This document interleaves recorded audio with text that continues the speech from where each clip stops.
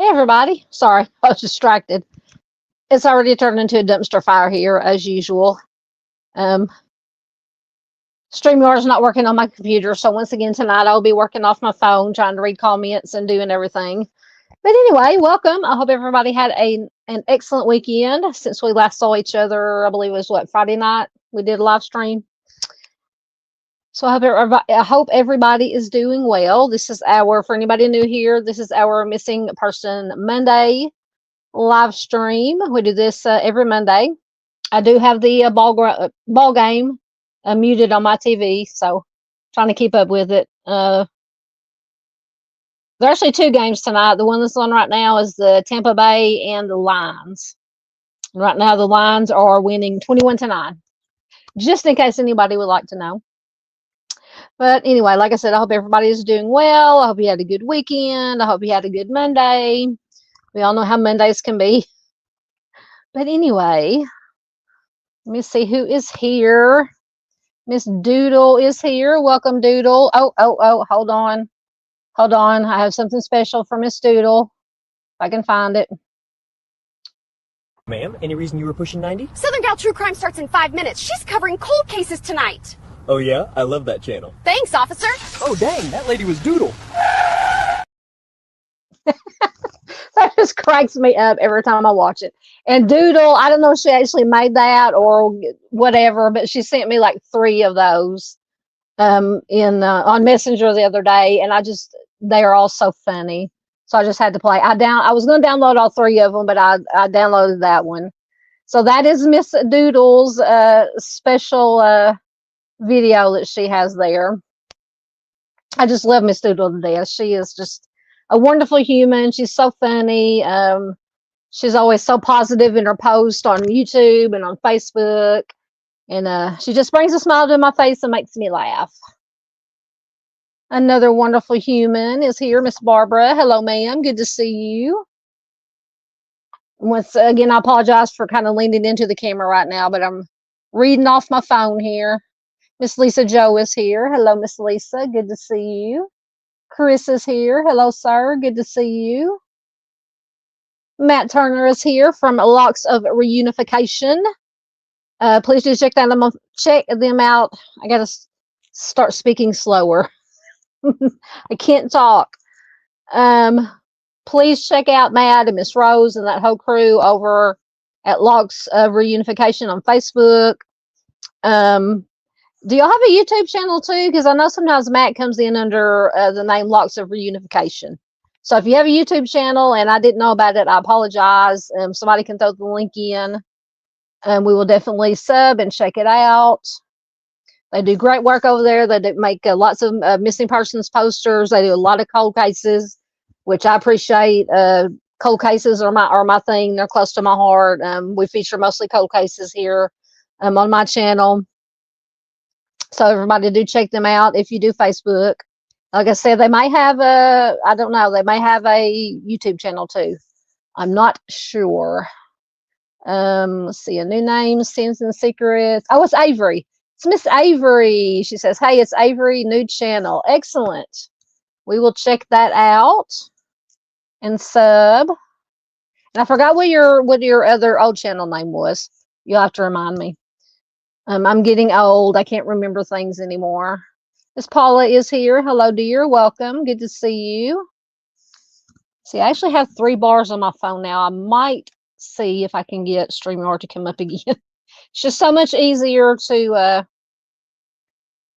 do stuff to control stuff on StreamYard on the laptop. Chris says, I think this is baseball. He says he's pulling for the Mariners tonight in the MLB. I watch a little bit of baseball. I watch college football, the Razorbacks, if they happen to make it to the College World Series, which we usually do. But other than that, I don't watch a whole lot of football, or a whole lot of baseball or basketball. Once again, if I watch basketball, it's college basketball, the Razorbacks. Football is my thing.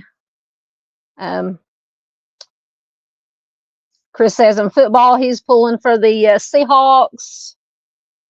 Yeah, well, unfortunately they're getting beat right now.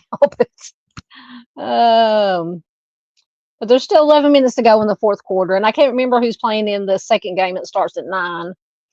But anyway, I know my Bears won this weekend. The 49ers won this weekend, so I'm almost happy. The Chiefs won. The Colts won. I think the Vikings lost and Dallas lost. So I'm trying to go through all our family member teams here. So it was a pretty good at court. The Razorbacks lost, but what else is new? Georgia, I believe Georgia won, so that was good. Good to have you here, Miss Avery. Hey, Butterfly Kisses, welcome. Good to have you here.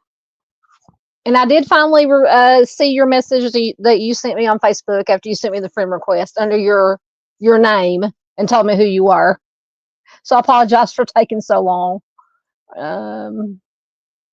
Excellent. Miss Avery says, I started this new channel and am working on a documentary of Caleb Collins.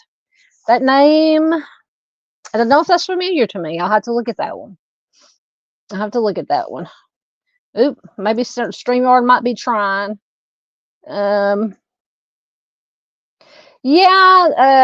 Avery says a lot is down from that AWP or AWS, whatever it is, outage. I know, because actually I do, once again, for anybody who doesn't know this new here, I do Spark deliveries, Walmart grocery deliveries. And I have I have one app that we use on the phone to actually do the deliveries, whether it be curbside pickup or shop and deliver. But then to get paid, it's a whole long thing. But anyway, to get paid, I couldn't have it set to where it would deposit in my account, because everything I signed up for under my Spark account is under my first name, and my bank account is under my middle name. So because the first names didn't match, they wouldn't let me link my bank account. But anyway, so I have it's basically a bank account, but it's a debit card, and you have an app that you can, see how much money you have, because whenever you get paid for whatever deliveries you do, it shows that, you get paid right then. So that was affected today. I couldn't log in to check on my money situation on the app. And the funny thing, okay, funny story, then I promise we're going to get down to business. So I logged into it did let me log into it, but then it came up, we're experiencing technical issues. We'll, the basic thing, we'll get the problem solved as soon as possible. And then right below it, it literally said, take a minute to rate this app. I'm like, do you really want me to rate the app right now when it's not even working? So anyway, go figure. Good old technology. Hey, Grandma Sherry, good to see you. She says, hi. StreamYard was really messed up a lot for people today. Yeah, I think it is just StreamYard, because as far as pulling up my articles on my laptop that I'm going to read from, everything's coming up good. It's just StreamYard is all wonky. It won't do, it is very laggy. It kept going down. It said, something's wrong, try again or whatever it says. So I don't know. It's coming back up. We'll see if it works or not. I don't know if it will. I'm not going to hold my breath. But let me see if I can get down to where I was at. Goodness, there we go. But yeah, just StreamYard. And you think as much as we have to pay for those of us who have a paid plan for StreamYard, which I have just the basic plan, just so I'd have enough hours to do the videos and the live streams. But the basic plan is like $44, $45 a month. So, like I said, any donations or membership gifting brings in money. Super stickers, super chats bring in money. All that goes right back into the channel. We'll see, I lost it again, so I'm just going to give up. Goes right back into the channel to help pay for StreamYard and the one photo editor or video editor that I have. So you would think paying that much money that they would actually make StreamYard where it would work, but apparently not. But enough of my bitching. Oh goodness. Let's see who else we got here. Doodle's laughing. Did you see? I played your video for you, Doodle. That is officially I hope you didn't mind me playing that. But it's so funny and so cute. And the other two, I think she sent me 3 on Facebook Messenger, and they are all just hilarious. Hilarious. Yep, she made it. She made it. Did you see the video, or were you here? Oh goodness. Yep, it's very cute. And I meant to download the other 2 and to my phone and then upload them to StreamYard. But I got busy at work and I forgot, didn't have time.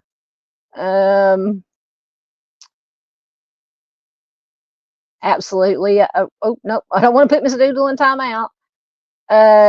Doodle says, I love to make people laugh. Absolutely. Absolutely. There's a friend Mustang. Welcome, my dear. Good to see you.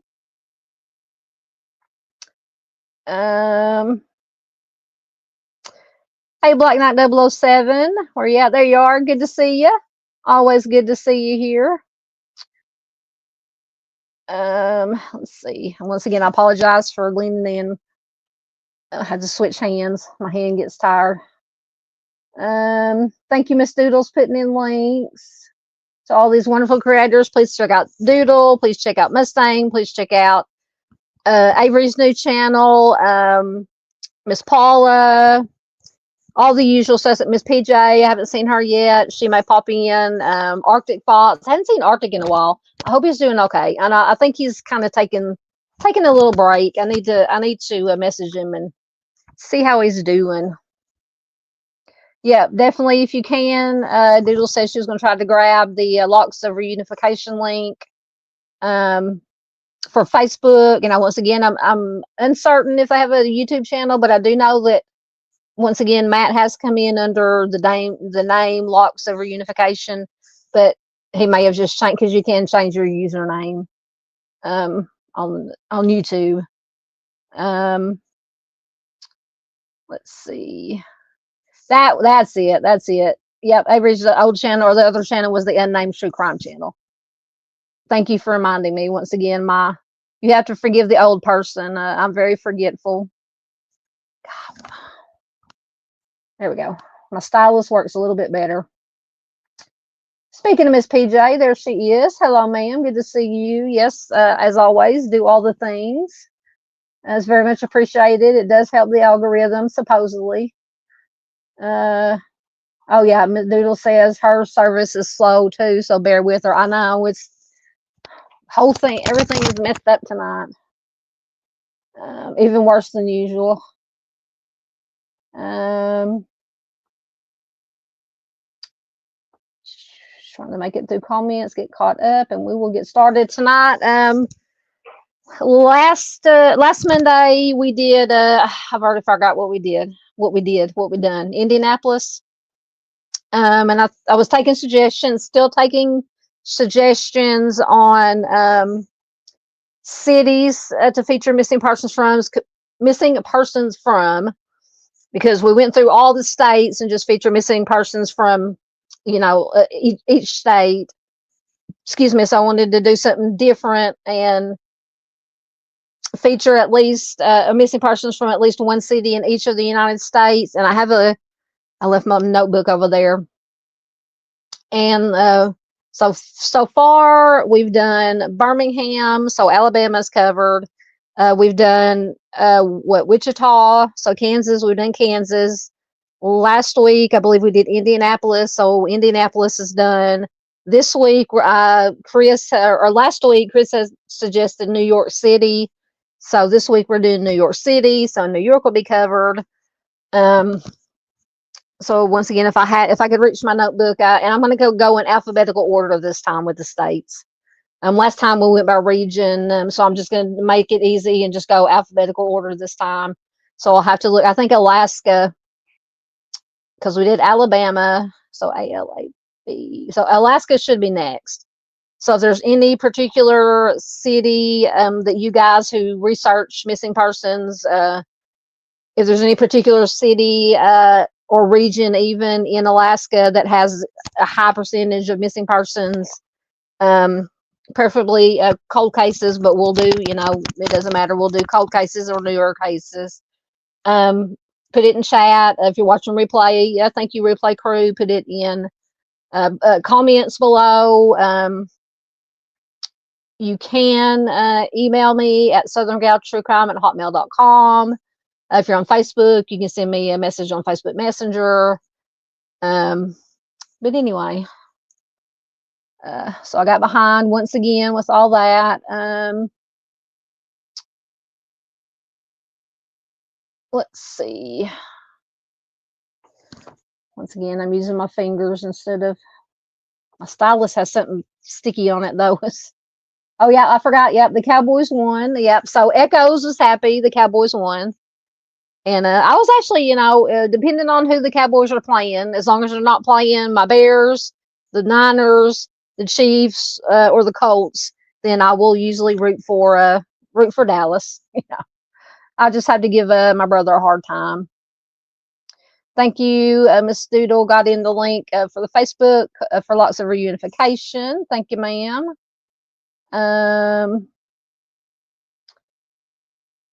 I'm not sure. That's some channel. I can't tell what it is though. It's just a bunch of letters and numbers. There's Miss Avery's. Doodle says hello to everyone I missed.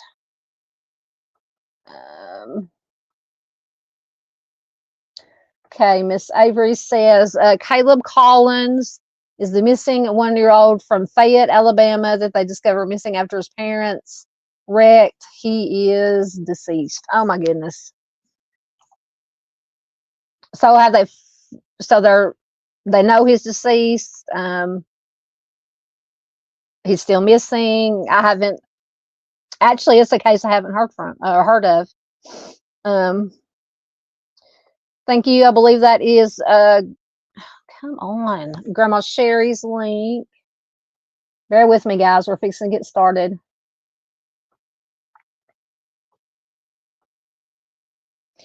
Do you know about Spark, Miss Avery? Yeah, the one pay. Yeah, because I have the one pay app, the one pay card. That's what I use to get paid for doing my Spark. Yeah, the one pay app was been down. As far when I checked just a while ago, it was still down. But they said you could still use your debit card. Will still work. You just can't get on the app and check anything, withdraw any, because you can withdraw money, because that's what I do. I just at the end of the week, I just go in, because you can withdraw money at Walmart with no fee. Withdraw cash, so I just withdraw the cash, whatever cash I need to cover the bills for the month or for that week. I just withdraw the cash and then go deposit it to my bank account. So I don't know if I should still be able to do that. Surely it'll be fixed by the end of this week. Hopefully. There's Miss Z. Goodness gracious. I apologize. Everything jumped on me. Holy moly. Lots of comments jumped up. I saw Miss Z was here. Is here. Oh my goodness. Where'd she go?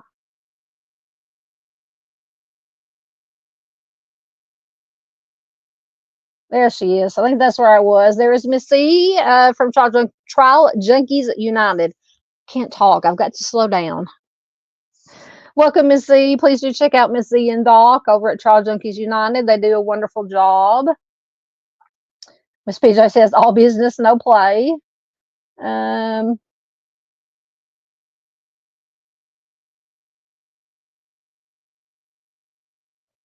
Oh, so you do Spark, Miss Avery? Yeah, I love doing Spark. I've been doing it for about a year and a half. She says she loves doing Spark. It's an easy $400 to $500 a day. Yeah, you can make some good money.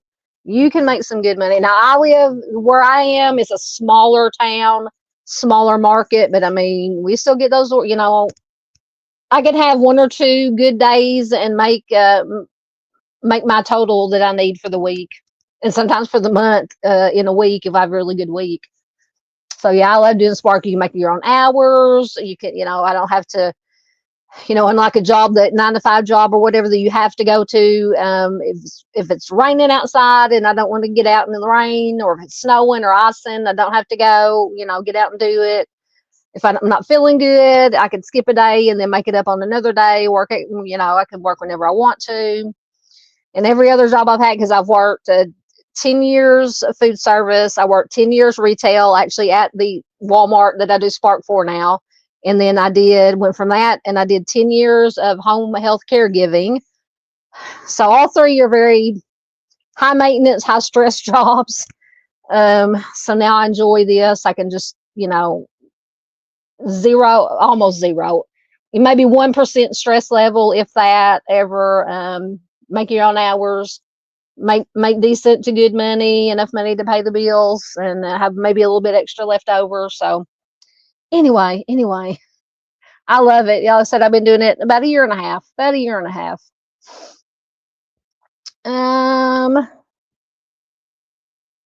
And I did, when I first started out, I did a little bit of DoorDash too, but DoorDash is not worth it. It may be in big cities, it is, but in the small little towns that I would that have DoorDash, you might get paid $3 to deliver an ungodly amount of food. It could be over to the next town or across town, and it wasn't worth it. So I quit doing DoorDash, sticking to Spark. Once again, and I'm going to turn this off for a minute because I feel like my face is right in the camera.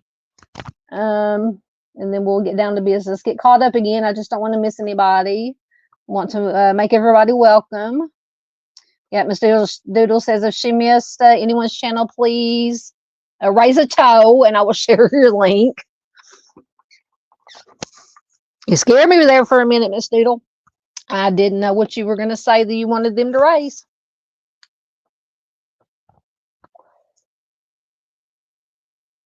Let's see.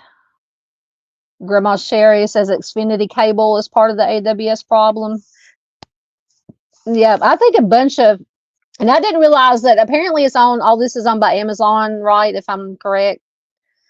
So I didn't know so many things, because like Snapchat, and I guess apparently the one pay app, and a bunch of things, a bunch of apps, some social media apps are on, or they provide their internet service or whatever, however it works, is provided by this AWS. So a lot of stuff was down today. Miss PJ played hooky. Shame on you. Yeah.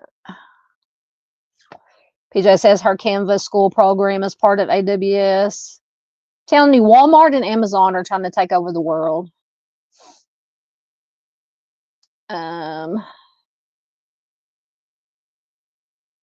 Miss PJ says she hand wrote her homework. Thank you, Mustang. Put Doodle's link in.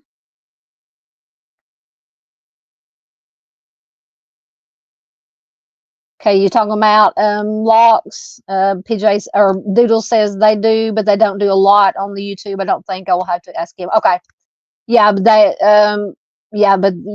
they do a lot, you know, on Facebook. Absolutely, all the flyers.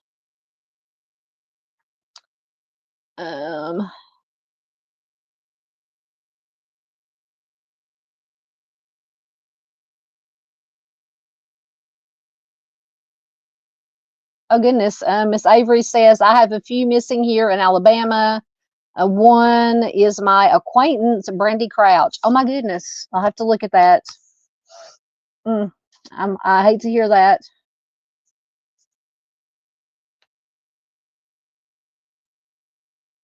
Oh, so maybe I can raid the raid the Locks Facebook page and find some Alaska cases. Doodle says Matt has many in Alaska that are cold cases. Excellent. I know when the comments jumped, I saw some new people, or people that come in that I hadn't said hi to yet. So I'm just trying to. There's Frank Meister. Hello, sir. Good to see you. Please do check out Frank Meister.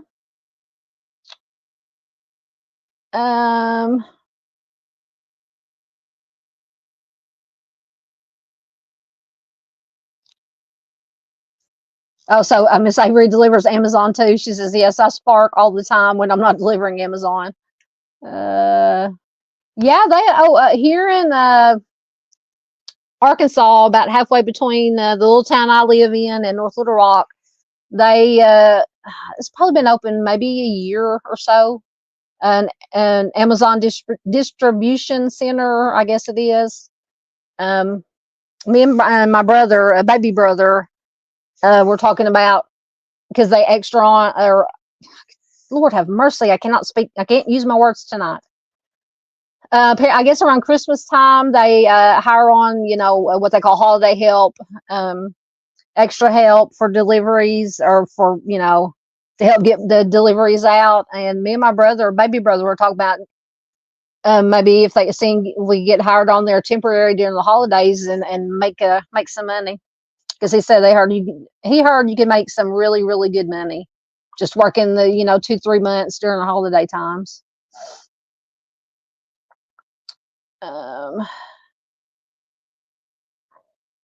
Getting caught up.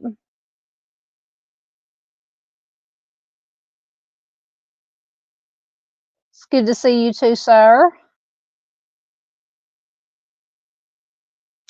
Wow, that's a lot of money, Miss Avery. You must live. I can't remember where you're from. You must live in a big market, big city, to be able to make that much. Absolutely, Miss Paula says love to all the mods. Yes, absolutely. I always forget to thank the mods, everybody with wrenches, who put in the links, who keep an eye on the chat, take care of any problems we may have. Although we are lucky here, we don't have a whole lot of problems here.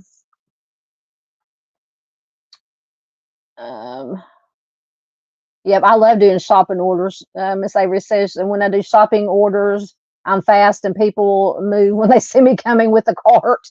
Yeah, I would rather do shopping orders than curbside pickups because a lot of time on the curbside pickups, you have to, usually you have to pick it up at a certain time, but you have to accept the offer ahead of time, and then you pull into the spot, whatever the pickup spot. And then most of the time they don't, at least the Walmart that I work through, they don't have it out at the time that that it says it needs to be picked up. So I would much rather do shopping orders. I can do them a lot faster. All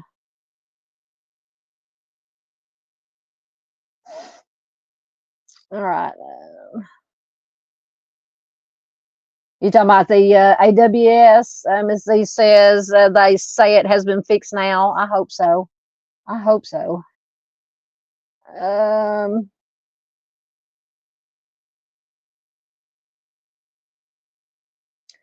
Miss Avery says, and I never hear of missing people from Alaska. It depends on where you look. And now every once in a while we'll have it. Now, once again, probably most of the ones that I see on Facebook are from, I think it was Doodle that mentioned that Matt, Locks of Reunification, that shares a lot of missing posters from Alaska. But yeah, there are quite a few. This PJ says she feels like she covered Brandy's case. That name is very familiar.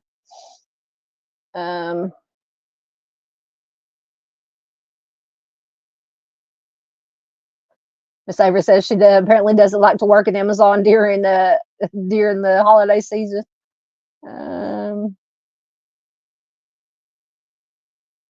Yes, absolutely. If somebody can throw in Josh's channel, where lavender grows, for anybody who hasn't heard, and Josh did an excellent just open discussion, open chat last night for his live stream. He does live streams on Sunday nights at around 8 Central Time. And next Sunday, I'm going to be on there with him. We're going to be discussing some cases from, I have 2 from Oklahoma and 1 from New Mexico. And then he has some from the Texas Panhandle in that area that we're going to discuss and share. So I'm very excited and honored and that Josh invited me to be on his channel with him as a guest to share some cases. So that will be next Sunday, which will be the 25th. At 8 p.m. Central. So I'm looking very forward to that. All right.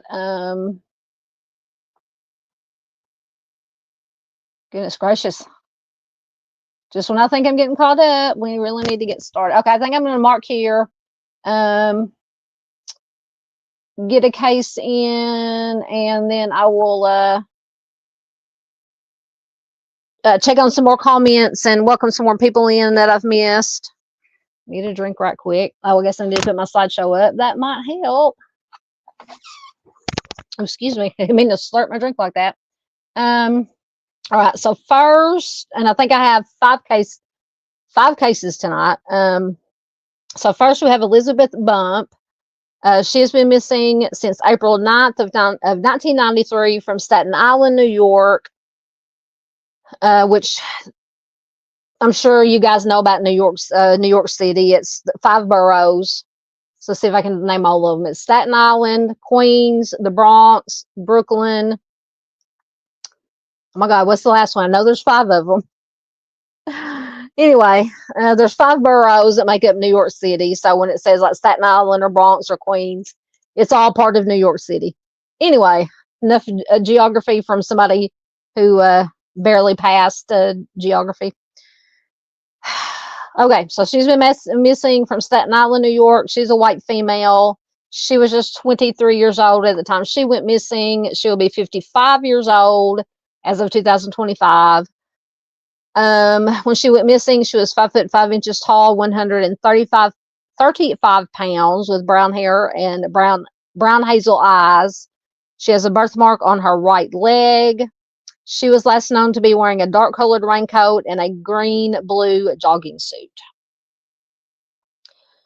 So Elizabeth was last seen in the New York City borough of Staten Island on April 9th, 1993. She worked as a home health care aide and was leaving a patient's residence at the time of her disappearance. Her patient told authorities that he witnessed two unidentified white males summoning her across the street as she exited. I give up. As she exited the home.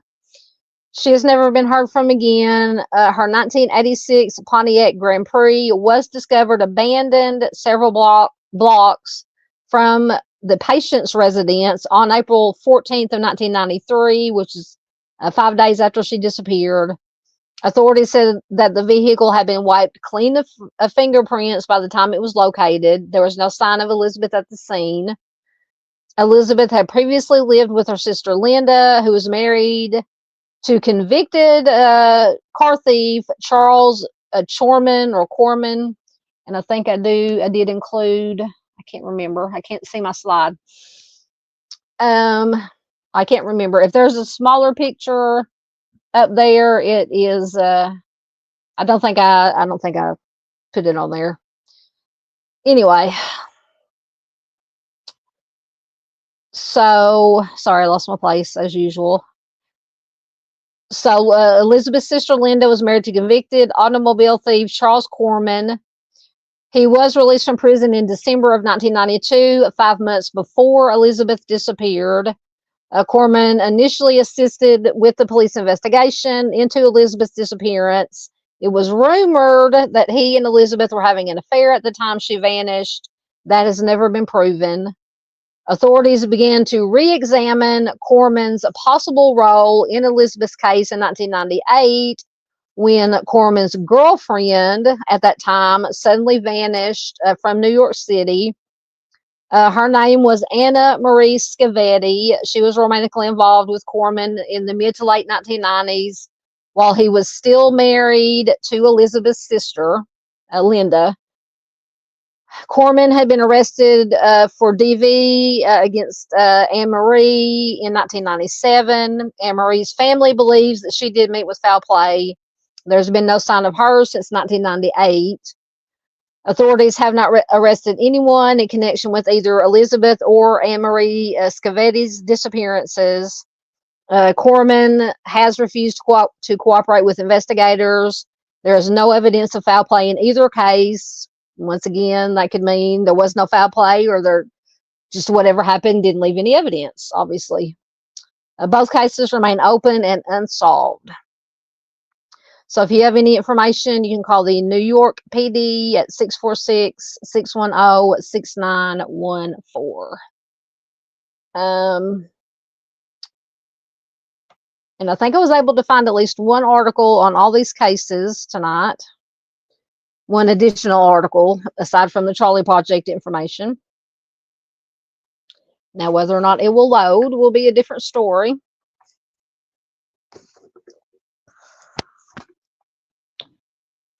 It's hot in here, and I even have the window cracked. The weather's so nice here today. It was in the 70s. There was, I was going to say, a breeze blowing. Actually, it was very windy today, but it felt so good. The humidity was down.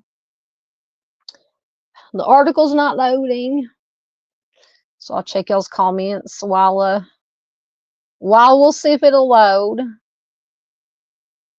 Yep, Ms. Z features mostly in MMIP, Indigenous person, missing on her channel.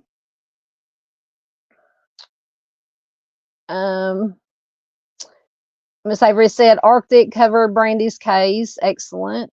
That may be where I've heard about it from, because I probably most definitely watched it. Come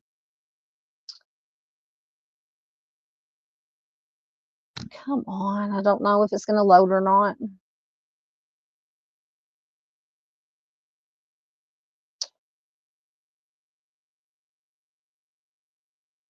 Miss Avery says, don't let me forget that. Says she has one from New York, Shannon Mary. That one doesn't sound familiar, so I don't know if I included it tonight, but remind me if we have time at the end. I will definitely look it up. Thank you. I forgot Manhattan. I think it's the one I forgot. Yeah, Manhattan, Bronx, Brooklyn, Queens, Staten Island. Thank you, Black Knight. Because I think I had Bronx, Brooklyn, Queens, and Staten Island. I forgot Manhattan. I do know there's 5 of them, though. I just couldn't remember the last one.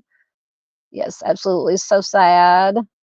Person of interest, Miss Paula wanted to know. Mine would be, I would definitely want to speak to Mr. Corman or Chorman or however you pronounce it. Oh my goodness. Let's close out the tab and do a new tab and see if it will load.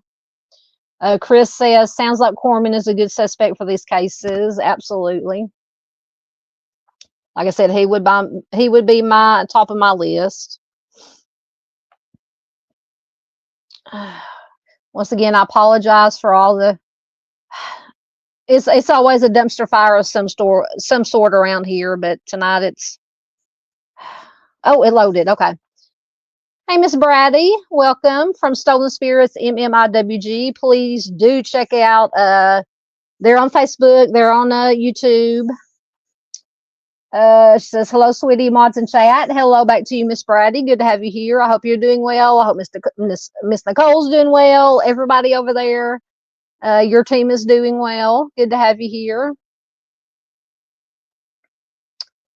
All right, I will. Okay, I'll mark there because it actually loaded. So this article is from May of 2014. 2 tips in last decade on mysterious disappearances of 2 Staten Island women, according to the DA's office. So investigators aren't any closer in solving 2 of Staten Island's most mysterious missing persons cases, but that has not stopped both family members and District Attorney Daniel Donovan's office from keeping the files open. In fact, within the last decade, Donovan says his office has received 2 anonymous tips involving the 2 Staten Island women who disappeared 5 years apart, Elizabeth Bump, a 39-year-old Tottenville resident who vanished in April of 1993, and Anna Marie Scavetti, who was last seen on August 19th, 1998. Miss Scavetti went missing on her way home from work as a receptionist in South Plainfield, New Jersey. According to Advanced Archives, she crossed the Outer Bridge crossing and was on her way to dinner with a friend, but she was never heard from again. She was also scheduled to place a deposit on an apartment in Tottenville. Her blue-gray Mazda was never found. Miss Elizabeth Bump, who worked as a home health aide, was last seen leaving a patient's home on April 9th, 1993. In regards to the Scavetti case, Donovan says his office got a call from, sorry, it just jumped. Donovan says his office got a call from someone claiming to have dropped off Scavetti's Mazda 4-door sedan near the Outer Bridge crossing. And I don't know why they would have dropped it off. Seems a little red flaggy to me, obviously. With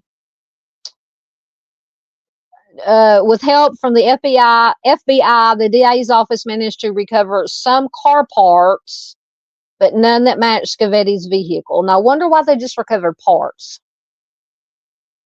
So was it in the water or what? Let me go back and read. Hold on.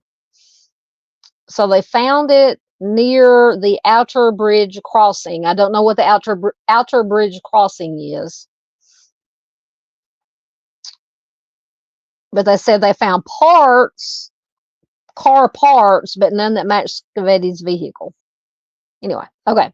So additionally, his office received another tip from a mail caller using a payphone in Nassau County, claiming that Elizabeth's body was buried in Clove Lakes Park. Cadaver dogs turned up nothing, but Donovan said his office will always follow through on any tips that they may get. Donovan said, we'll follow up any lead. We hope that whenever the story of these 2 missing women comes back into the public, it stimulates some thoughts among people. Absolutely. Donovan's office linked the two cases a couple of years ago, according to a previous report, saying at the time that both had some common denominators, as I said, noting the two women shared a physical similarity. And also, Elizabeth Bump was the sister-in-law of Miss Scavetti's ex-boyfriend, Charles Corman, because Corman was married to Elizabeth's sister, Linda. Trying to keep all my names straight here. Though Donovan's office has never referred to Corman as a suspect, Miss Scavetti's sister continues to focus on Corman, who is a convicted felon, and believes that he does have information about her disappearance. Mr. Ruvo, who was Anna Marie's sister, says he has a connection with both of them and they are both gone. Absolutely. Corman has refused to comment on the case in the past, and his lawyer has repeatedly maintained Corman's innocence in both cases. Meanwhile, Mr. Ruvo and her family, at the time, remember this article is about 11 years old, they put out a $100,000 reward for any information regarding her sister, and the pain of not knowing what happened still haunts them to this day. She says, I'm advocating for my sister. Not a day goes by that I'm not reminded of her. And she is not alone. And Donovan says he took a personal interest in these cases after first meeting Mr. DeRuvo. When he first ran for the DA's office, she approached Donovan and asked if he would help find her sister. Donovan says, we always ask them to keep up hope. We have not given up hope in my office. Donna, and I'm having problems with these names, Coutinho, who started the volunteer search group Friends of Jennifer more than 25 years ago to help locate her missing neighbor, also noted the importance of keeping the memory of missing family members alive. Absolutely. That's our hashtag, never forgotten. She said the family always has that hope. I can tell you one thing, both families have been severely impacted. I think not knowing is definitely the worst part. Every family deserves to at least know. 100. So once again, anyone with information on either case, either Elizabeth Bump or Anna Marie Scavetti, is asked to call Donovan's office at 718-876-6300. You can send an email to info@rcda.nyc.gov. Once again, this article is 11 years old, so I don't know if, or you can call NYPD Crime Stoppers at 1-800-577-TIPS. So yeah, in my opinion, just my opinion, this Mr. Corman guy may not have anything to do with anything, but given his criminal history, which granted, just because you have, he was a car thief, I think it said, just because you have a criminal history does not necessarily mean that you're going to take somebody's life, but you just have to take it all into consideration. He knew both the women. Just something to think about. All right, I think that is the only article I had on that one. So I'll get the other one loading. Check your comments again.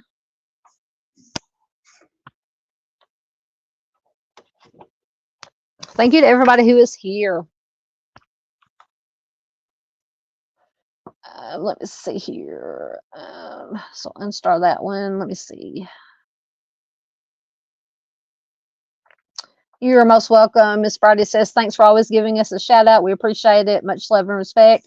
Much love and respect back to you guys. Absolutely. You guys do a wonderful job. You deserve the shout outs.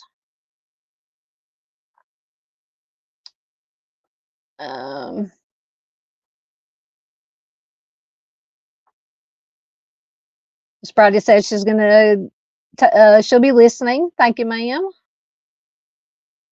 PJ says, this case sounds familiar. You're talking about Elizabeth's.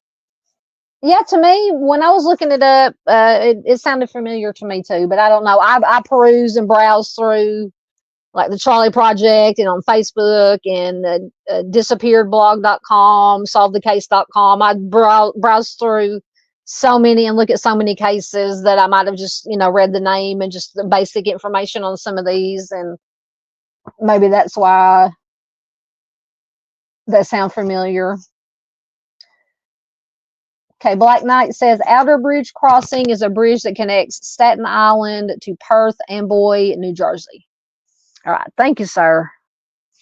But that's just, was that not confusing to you? Maybe I just misread it, but it said, they found the car at this Outer Bridge Crossing, but then in the article it said that they found car parts, but none of the car parts they found belonged to Elizabeth's car. So I'm kind of confused about why they say they just found parts. I don't know. Maybe it's just me not understanding. I have Monday brain. I'm not all with it. I'm not all together, even worse than usual.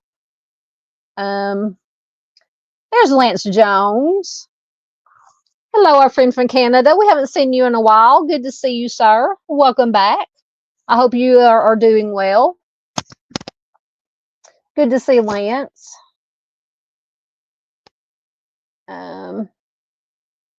There's Josh.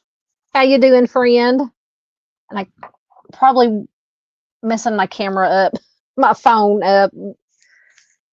She says, why did I freak you out? Oh, God. Josh says, oh, my God, Southern Gal, you freaked me out. I left your channel up on a tab and heard someone talking in my house. Thought I heard movement, too. Sorry, Josh. I didn't mean to freak you out, buddy. Oh, my goodness. That's hilarious. Oh, please do check out. Did you hear me say I was plugging our show or your show that you graciously invited me to be a guest on next Sunday? Did you hear that? I'm looking very forward to. I'm going to have to go back to school and apparently relearn the English language because I can't use my words. Oh, my goodness. Anyway, it's good to have Josh here. Josh is an amazing person. He's doing his channel is small but growing, or growing organically, which is my opinion the best way. I would rather have a quality over quantity as far as community wise and how many likes and subscribers and things of that nature. We want the right people for the right reasons to be in our community and to interact with us, if you know what I mean. But anyway, go check out Josh at Where Lavender Grows. Josh says he just returned from class. Well, that is good to know. Not that you're having struggles. Lance says it's been a while. I've had my struggles, but I'm still alive. Excellent. Always good to hear. And there's that to be grateful for. Absolutely. And one of the, I mentioned earlier, I did home health care giving for 10 years. And one of my little ladies that, it was a couple I took care of, her and her husband. And every morning when I would come in and she'd say, ask her how she was doing, how her day was. She goes, well, every day that I wake up above the daisies is a good one. So I always keep that in mind. Every day you wake up is a good day. Yeah, I'm talking just one quick story. Then promise we'll get back to business. What Josh talking about here, our voices and scared him. And I was talking about earlier about doing spark deliveries. But a lot of people have their Ring cameras. And I was delivering, I think it was not yesterday, today's Monday, Friday maybe. I think it was Friday, Thursday or Friday. I was delivering to a house that one of my regulars, as I call them, I deliver to this house a lot, and they have a Ring camera. And Ring camera, Ring doorbell. And I was going up there and setting the grocery, because we have to, set the groceries down there, take a picture, do, blah, blah, blah. But I was bent down, putting the groceries down by the door, and all of a sudden I heard this voice say, "Thank you so much," and it just scared the crap out of me. But it was the lady. There's a couple that lives there, And it was the lady talking through the ring cam, thanking me for, whatever, the delivery or whatever. But it scared the crap out of me. I tried not to let her, show that it scared me. But as Duda would say, I almost tooted and peed my pants all at the same time. I know it's too much, TMI. But anyway, that reminded me when Josh was talking about my voice scared him a while ago.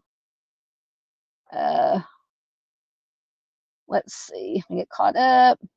Yep, absolutely wonderful to see Lance.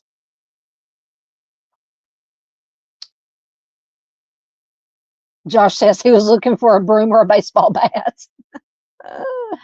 Oh, goodness. Yes, absolutely. Mustang agrees. Quality over quantity. Absolutely. And we have a wonderful, wonderful, all these channels, me, Miss Doodle, Miss PJ, Arctic, Mustang, all, think we have, mutual community members, the same kind of, everybody in the same community, one big community, one little big community. And it's just wonderful, wonderful, wonderful.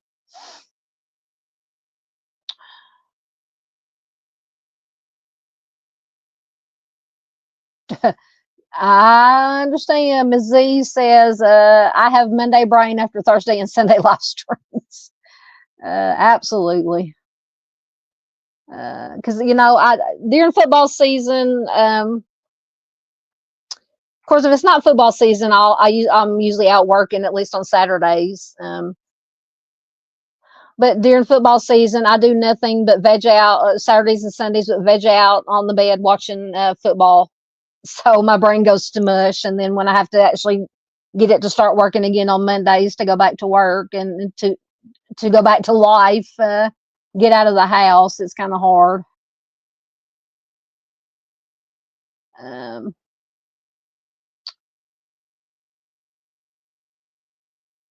Is Farmer on? Well, I didn't know Farmer was on.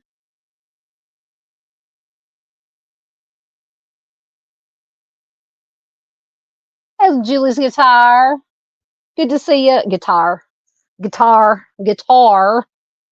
My southern one's coming out. Good to see you, dear. Welcome, welcome. I think I'm caught up again. So we'll mark there, and we will see who we have next. Oh, it should be Aliyah Boomer. I can barely see the slide. Yeah.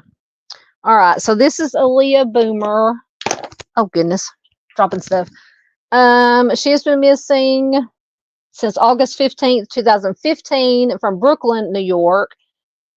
She's a Black female. She was just 27 years old when she went missing. She'll be 37 years old today, or as of 2025. At the time she went missing, she was 5'5" to 5'7" tall and 120 to 130 pounds, with black hair and brown eyes. It says she was wearing a shoulder-length wig at the time of her disappearance. It says that she usually wears her hair natural, either in an afro style or in twists. Her nose, ears, and navel are pierced. She has tattoos. She has the name Vicky on her right upper arm. Her name Aliyah on her left upper arm. She has stars on her right wrist and abdomen. She has a moon on her foot and a ladybug and the name Kim on her back. And her nickname is Lily. And she was last known to be wearing a black short sleeve top, multicolored capri pants, black patent leather Jordan sneakers, and a silver nose ring. So Aliyah attended a barbecue at Prospect Park in the New York City borough of Brooklyn with a friend on August 15, 2015. Afterwards, they went to her friend's home, which was in the Red Hook. And I think, is Red Hook in New Jersey? I may be wrong. But after the barbecue, they went to her friend's home in the Red Hook housing projects in the 400 block of Columbia Street. Aliyah wanted to go to another barbecue, but her friend wanted to stay home. So Aliyah left alone at around 11 p.m. She never arrived at that second barbecue. She did call her sister at around 3 a.m. on August 16th, but her sister was asleep and she didn't pick up the phone. Aliyah did not leave a message. She has never been heard from after that. Her mother, whom she lived with in the Sheepshead Bay area, was initially unconcerned because she had stayed out all night before. But after Aliyah didn't come home 2 nights in a row and did not get in touch with her sister for her sister's August 18th birthday, her family became concerned, and then they reported her missing. At the time of her disappearance, Aliyah was studying nursing at college. Her family does not believe she would have left without warning or of her own accord. Her case remains unsolved. So if you have any information, you can call the New York PD at 212-694-7781. Let me get her.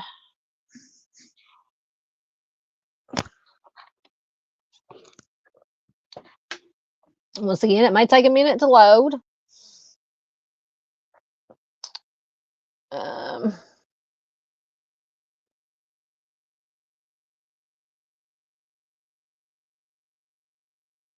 Get caught up on your comments for a minute while it's loading. I apologize once again for the fits and starts here, but nothing is cooperating.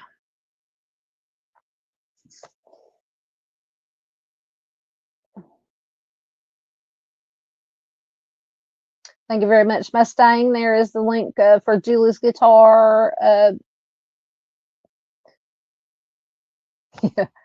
Julie says her Southern is guitar. Yeah, play the guitar. Oh, goodness. I'm telling you, Southern, apparently automated, you know how you'll call and you get like this automated phone system where it'll say, you know, I especially have trouble with it when I'm calling in, using the automated system to call in prescriptions, meds to Walmart. Apparently the Walmart automated phone system does not understand Southern. Because I said, we will, I'm sorry, could you repeat that? I did not understand. Go figure. But then again, it is Walmart. So Avery says that's how they say it in Bama.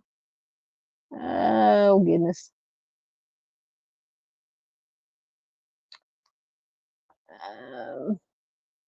Yep, once again, Miss PJ says do all the things. We must do what Miss PJ says, or she will go full doodle. Oh, goodness. All right, I'm caught up. Once again, it worked last time. Let me try closing the tab out and opening another one. Lord, any new people that are here will be going, my God, this woman does not know what she's doing.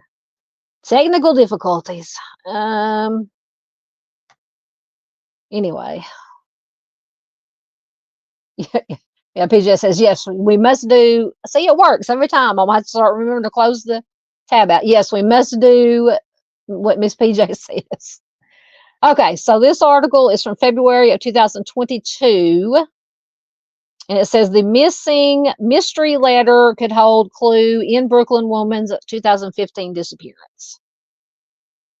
So Victoria Boomer Harris was shocked when she received a mysterious letter addressed to her Sheepshead Bay apartment on Batchelder Street in the fall of 2021. The letter, which used a Bronx return address, claimed to have information about the disappearance of Victoria's daughter Aliyah in August of 2015. So this is what, 7 years later? I'm trying to do my math. Victoria, or no, the letter writer claimed, quote, everybody in that building knows what happened to her. The letter writer claimed, telling Boomer Harris, who is Aliyah's mother, that her late uncle once lived on the first floor. So I'm assuming that's the letter writer, must be a female. Anyway, So Aliyah Boomer was 27 when she vanished on Sunday, August 15th, 2015. She was supposed to attend her mother's birthday celebration at a local church.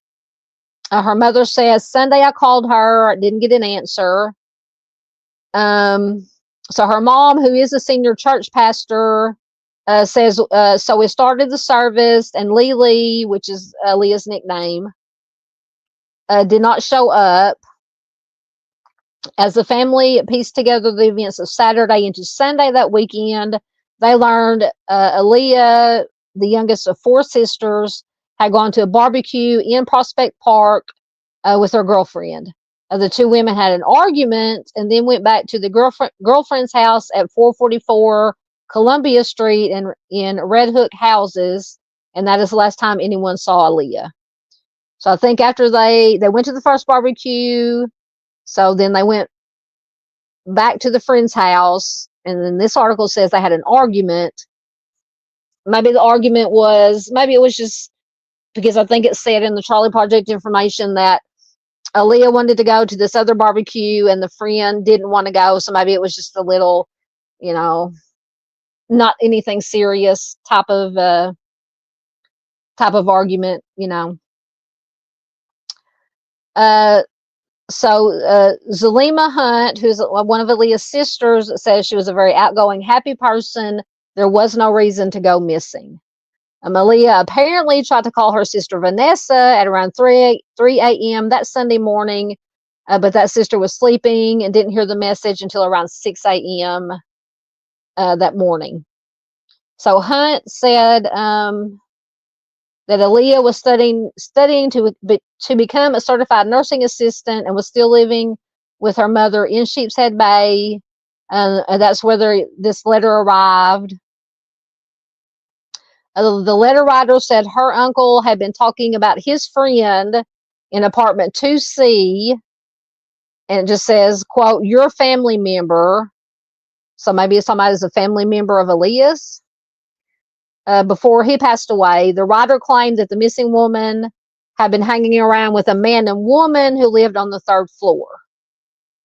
The letter writer says the people sent her out on a substance run. I think they call it a lick. She never came back. My uncle said they know what happened to your family member, end quote. And this is what part of the letter said. So, everyone in the building knows what happened to the missing woman, according to this letter. Whoever wrote this letter is what they're claiming. So Aliyah's mother talked about the content of the letter. Her mom says, I was asking my nephew and girlfriend what's a lick. She says when they send people out to sell substances, things don't go right and they don't show up. When a local news station asked the mother if she thought this might have been what happened to her daughter, she responded, it might have. But Professor Joseph Jackalone of John Jay College, who is a retired NYPD sergeant who once led a cold case squad, said the letter writer could be trying to throw off the family and investigators, which is entirely possible, absolutely. The motive is unclear. So, unfortunately, Aliyah's mother, the family, has suffered a lot of family losses in recent years, with her mother and grandmother and a sibling passing away. When we asked the mom how she deals with not knowing her daughter's fate, she started crying and said she's sad from, quote, losing so many people in my family. I just can't imagine what this poor lady went through, is still going through. So Hunt, who opened a news store called Fire Drill on Nostrand Avenue, said that she, at the time, was offering a $10,000 reward for information that could lead to her sister's whereabouts. She said she's upset the case did not receive much attention. She said, quote, because we're African American and she was 27 when she went missing and they consider her an adult. And unfortunately, that is the case. A lot of times, people's ethnic backgrounds, their race, their age, especially adults, they're an adult. They have the right to, leave and go missing of their own accord and not come home and not contact anybody. Well, yes, that is true, but that's not always the case. Some people actually do go missing for, nefarious reasons. So Hunt said that they are just stuck at this point, more than 6 years on, longer than that now, from Aliyah's disappearance. Hunt says, my mother suffers from stress, depression. She's a very godly woman. She also said that her mom was waging a battle against cancer. Hunt has one goal. She says, just finding out what happened and who was involved. So it's just, my goodness, this family has just been through just trauma after trauma. I feel so, I just want to cry when I read with these family members, but it's so important. That's one of the things we try to do here on my channel, is to look, not only at the victim, obviously the victim is important, but also the family members, loved ones, friends who have to deal, with the situations. They are victims also. So, we just always have to be very respectful and, just remember them also. Absolutely. All right. Let me see if I can get this other article, next one loading, and I'll check your comments again. So the trolley project loads fast, but right. Oh, nope. Almost threw myself out of the studio. Oh my goodness, what am I doing? There we go. Okay.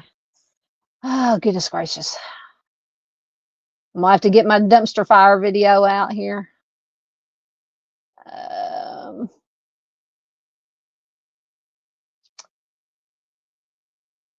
Oh, maybe I forgot to. I thought I marked where I left off at. Oh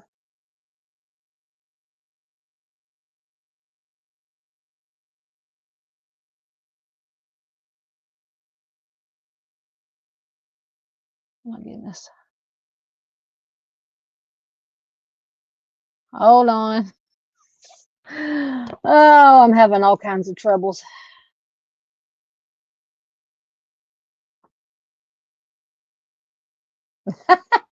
Doodle says, we need a number to push for south of the mouth. Oh, you mean mouth of the south or south of the mouth? I hate when I have to play proper. Yes, full doodle. I love that. It was in either one or two of those other two videos that you said, that lady went full doodle. I was like, oh my God, I just laughed so hard. I'm going to have to download those and upload them to StreamYard so I can bring them out, use them periodically when we need to. Oh. Hey, Miss Barb, you were already here. Did you leave and come back? She said, sorry, I'm late. Lost track of time. Hello, everyone. I could have swore I said hi to you earlier. Unless I went too far back in the comments, which is entirely possible. Miss Paula says the Blue Jays are winning 4-3. There's commercial on. Oh wait, maybe the other ball game's over. I don't know who won the other ball game. I'm gonna assume the Lions did. Hold on, I'm switching channels to. I think it's the other ball game is on either ESPN or. Not the Commanders, Cowboys. Oh, there it is. Texans and Seahawks. Okay. Anyway. Focus.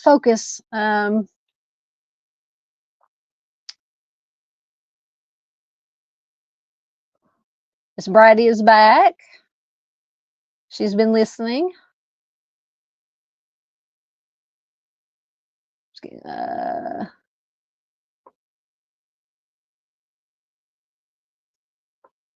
Oh. Wait a minute. What? So Miss Barbara says you did because I got on there and turned on my notification and said hello and then forgot. Oh, okay, I got you. So you said hello and then got distracted.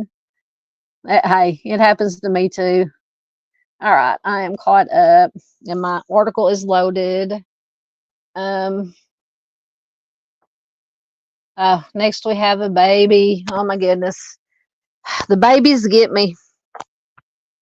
All of them get me, but especially babies. So this is little Christa Nicole Belusko. Little Christa has been missing since September 20th, 1991 from Staten Island, New York. She was just 2 years old. She would be 36 years old as of 2025. She is a white female. She was very, 2'4", 30 pounds, a baby when she went missing, and she had brown hair and brown eyes. So it says Christa's date of disappearance is given as September 20th, 1991, and the place as Staten Island, New York. However, the last time anyone actually saw her was about a week before September 20th with her mother, Christine Belusko, at the Mount Airy Lodge in Mount Pocono, Pennsylvania. So Christina, who is the mother, her remains were found in a patch of weeds off the roadside across from the South Beach Psychiatric Center in South Beach, which is a neighborhood of Staten Island, just after dawn on September 20th. Okay, so trigger warning. Oh, and I forgot to put my, hold on. I forgot to even put my creeper up there. So just trigger warning.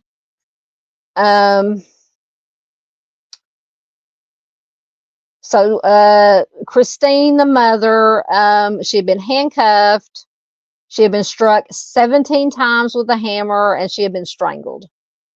And the hammer was actually found under her body, which had been set on fire. There was no sign of the baby at the scene, no sign of little Christa, baby Christa at the scene. So the hammer was inscribed with the name Lloyd L. Christine was wearing a black dress with a pink collar and pockets, Tom McCann sneakers, 2 gold chain necklaces, and a ring with a watch face. She had a pack of Newport cigarettes and about 30 cents in change. So I think I did put, I can't see it, a sketch. No, it must not be that, because the sketch turned out to be Christine. So the Charlie Project posted a sketch of the deceased woman who turned out to be Christine, but her body was not identified until April of 2021, nearly 30 years after her death, and after little baby Christa disappeared. So in June of 2021, when authorities informed her brother of Christine's death, they learned that she had a daughter. So apparently, at least the brother, I don't know about the rest of the family, did not even know that Christine had little baby Christa. So Christine, the mother, was placed for adoption as a baby. She was raised by a New Jersey couple. Her last known address was in Clifton, New Jersey. When she found out that she was adopted, Christine told her family that she was moving to Florida. I don't know why she picked Florida, but so she left home in July of 1991. She stayed at the Mount Airy Lodge for a short time. Her family had not known about her homicide, and they thought that she was just fine and still living in Florida all these years. I can't imagine. It makes my head hurt. So no one has ever been charged in Christine's homicide or Christa's disappearance. Authorities stated they are just even uncertain who Christa's father even was or is. Apparently, Christine didn't tell anybody. Well, they said that, or her brother said that the family didn't even know that she had a daughter. So Christa's whereabouts and the identity of Christine's offender are unknown, and authorities are attempting to locate baby Christa. So I'm hoping upon hope that little baby Christa is out there alive and well somewhere, has been raised and taken care of by, a good family, and just doesn't know who she is and what happened. That's the best we can hope for. So if you have any information, you can call the Richmond County District Attorney's Office at 718-876-6300. And let me see what I had.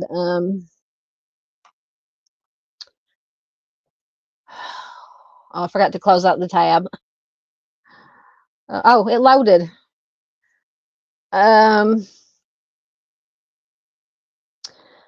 So this is this article is from December 2024, so fairly recent. And all the links to all the articles that I use, that I read from, are in the description box. So feel free to go back and read them if you wish, or share them if you wish. This one says, holding out hope for a cold case miracle. Detectives and kin try to learn missing daughter's fate.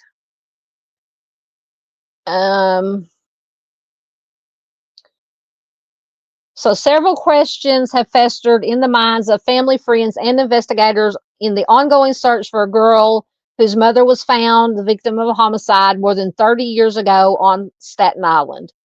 Was she left with someone who raised her as their own? Best case scenario. Was she abandoned somewhere and became a product of the system? In other words, gone into the what am I trying to say? I almost said welfare. That's not the one I'm looking for. Foster care, adoption. Did she too fall victim to the individual who took the life of her mother? God, let's hope not. If she is alive, what kind of life is she living? Hopefully the best life possible. And what questions might she have about her upbringing? So the deceased 29-year-old Christa Belusko of Clifton, New Jersey, went unidentified for decades, known only for her unique scorpion tattoo. Her body was discovered along the side of a ditch on Seaview, Avenue in Ocean Breeze. She was not carrying any ID when she was found. Then in 2021, DNA technology revealed Christine's identity, which is when investigators learned about little baby Christa. So the missing Christa Nicole, who was 2 at the time, she'll be 35 years old, 36 years old as of 2025. In 2023, District Attorney Michael McMahon held a press conference making the news public as part of an effort to generate new leads in the case.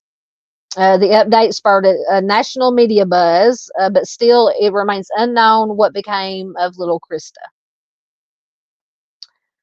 So several women have come forward over the past 20 months claiming that they could be Christa, but most, if not all of them, have been ruled out either by DNA test, refusal to take a DNA test, so that's a big giveaway right there, or for just other various reasons. One woman who met with detectives was a different race than the age-progressed photo of the missing released to the public. David Nielsen, who's chief investigator for the Richmond County DA's office, says you get your hopes up and you think it's going to be a great day, but there are a lot of confused people out there, to say the least. They've questioned multiple people who had been known to babysit Christa before her leaving New Jersey. Those didn't provide any useful information. They deployed several research-based tactics in their search for Christa, but they say they ran into roadblock after roadblock. They checked on They checked on a social security number that Christa was assigned at birth to see whether she'd ever used it to file a tax return, or someone who had access to it for childcare purposes was using it on their tax return or for child credit. He said it was a dead end after dead end, which is a little bit of an indicator that unfortunately she possibly may no longer be alive. They tracked down people who registered for new social security numbers for children after Christine's life was taken, thinking that maybe a babysitter or a person that Christa was, oh my God. Let me start over. They tracked down people who registered for new social security numbers for children after Christine's life was taken, thinking that maybe a babysitter or a person that Christa was left with had done so, not knowing what the original number was. They searched records of unidentified remains of children found weeks before and after Christine's death, based on Christa's approximate weight. Nielsen says she wasn't an infant; she was a child. So there's a big difference, referring to the fact that the babies found deceased most often are newborns. They researched adoption records around the time of the homicide, but were in part faced with the challenge of not knowing the county in which Christa might have been last cared for. There were other hurdles in that regard. Nielsen says with adoption records, there's a lot of private stuff that goes along with that. It's not like you can just look at public records. That is true. None of that stuff was public, and a lot of information is sealed, and you're assuming they knew what her government name was. At this point, he says that they're more so relying on the chance that Christa, if she's still out there, does at some point submit her DNA into a database where her mother's DNA has also been registered. Nielsen says we are working some different angles, forensically speaking. While at the same time, investigators are holding out hope for a miracle. Absolutely. Nielsen said it would be great if someone said, I was watching Christa at the time. No one ever came to claim her, so I raised her. He says that would be great. That's what we're hoping for when we aired this whole thing out. In August of 1989, Christa became the most important thing in Christine's life, according to family and friends who have spoken with this SI Live that I'm reading from. The identity of the father of the child remains a mystery, and family said Christine never confirmed who it was. Her brother Francis says she loved her baby just as much as any mom could love her new baby. She prioritized and put Christa first in everything that she did. Christine's adopted parents, Frank and Dorothy Belusko, were part of a regular rotation of babysitters that also included friends and neighbors, allowing Christine to keep her job at a popular women's clothing chain. Her brother Francis says her life became about Christa and about keeping her safe, happy, and healthy, all of that stuff that moms are supposed to do for their babies. Christa, is grown up by now, but when somebody is around you and they're two, they always are the baby to you because they stay two in your mind. A friend of Christine at the time said that she remembered a doting mom who loved to dress up her daughter. She described Christa as Christine's mini-me. It was around the time that Christa was born that the relationship between Christine and her family became strained after she learned for the first time that both she and her brother had been adopted at birth from separate families. She was also experiencing health issues. Her romantic life was shrouded in mystery, and she apparently had taken a step back in her career. She was seemingly in the midst of what family and friends described as an existential crisis. Ultimately, she cut ties with the Beluskos, with her adoptive family, and in July of 1991, she skipped town with her daughter. According to her brother, she told everyone that she did not want to be found. While friends of Christine have said they made attempts over the years to locate her, a missing persons report was never filed with authorities. Christine told a friend who helped her move out of her apartment that she was running away with a man whom she'd been dating and that no one could know where she was going. The boyfriend, who she claimed she met through work, was married at the time, investigators learned. From there, Christine told friends that they were headed to Florida. But first she said they were meeting up at Mount Airy Lodge, a resort in the Poconos in Pennsylvania. That's where she and Christa were last seen approximately a week before her death, according to a different friend that she had known for years, who told authorities he went to visit them there. Very interesting. I wonder if this boyfriend, married man, could possibly, it doesn't say how long that they had been dating, Could have been little baby Christa's father. I don't know.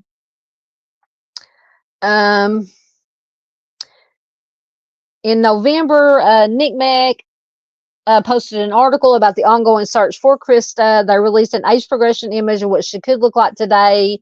And down in the very bottom left-hand corner of the big picture of Christa as a baby is that little picture. That is the age progressed photo.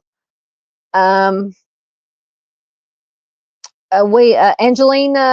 Hartman, who's director of communications at NCMEC, says, "We know that these images can help lead to answers, even in cases that are decades old. We ask everyone to share this image of Christa Nicole.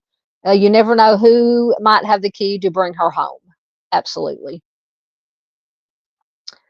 Francis says that while Francis, who is Christine's brother, said that while he's all but given up hope on the idea of his sister's offender being identified, he says, quote, "The most important thing for me is to bring Christa Nicole home." That is absolutely true. Hopefully, like I said, best case scenario, she is alive and well out there somewhere and was raised by, a good, decent family and given a good life and just doesn't know who she was, what happened to her mother. We will hope that that is the case. All right. Make sure that's the only article I had for her.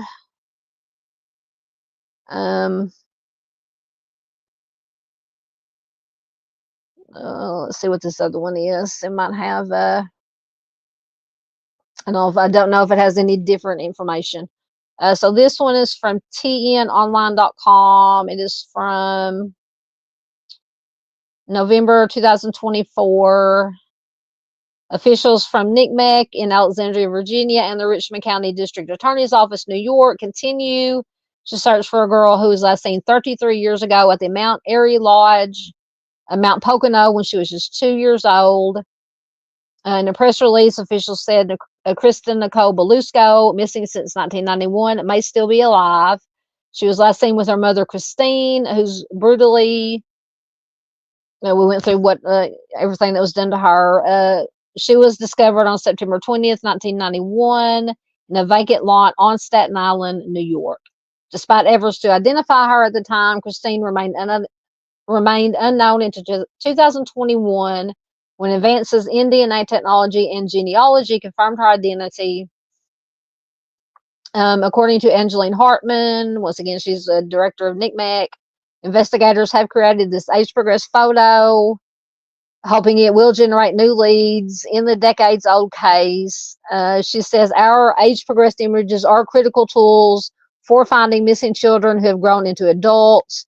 We know that these images can help lead to answers, even in cases that are decades old. We ask everyone to share this image of Christa. You never know who might have the key to bringing her home." The press release said that the Richmond County District Attorney's Office, which has been committed to solving this case for more than 30 years, has never given up the search for Christa. Once again, anyone with information about Christa is urged to contact NCMEC at 1-800-THE-LOST, which is 1-800-843-5678, or the Richmond County District Attorney's Office at 718-556-7085. All right.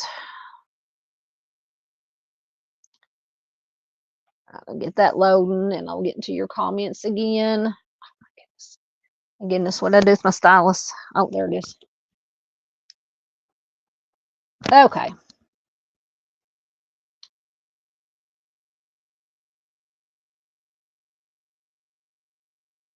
There's where I left off. Get me a drink.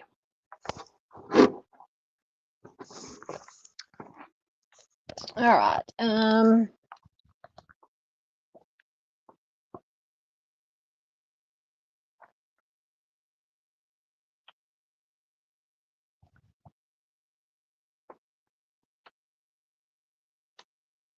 Ms. Bar says, I'm talking about forgetting things. She says, "Same to me, good at it these days. My new baby, her little fur baby, gets jealous when I get on the phone." Oh my God, my cats, Tigger and Biscuit. Lord, you can, I could be here, like on Saturdays and Sundays. I could be here all day long doing nothing but sitting on the bed, like I said, vegging out, watching football. And I won't see them all day, see them all for hours and hours. The minute I pick up my phone to look at something, or I pick up my tablet to play my game for a minute, here they come. They're like they have radars and they want attention. That's when they want attention. Oh, they're little attention whores, I'm telling you. Anyway, yes, very, very cute baby. Just, I can't hardly look at that picture. It just breaks my heart. I'm just hoping, in my mind, she's alive. She's out there alive and well, grown up now, young lady, 30 something years old, 35, 36 years old, living her best life.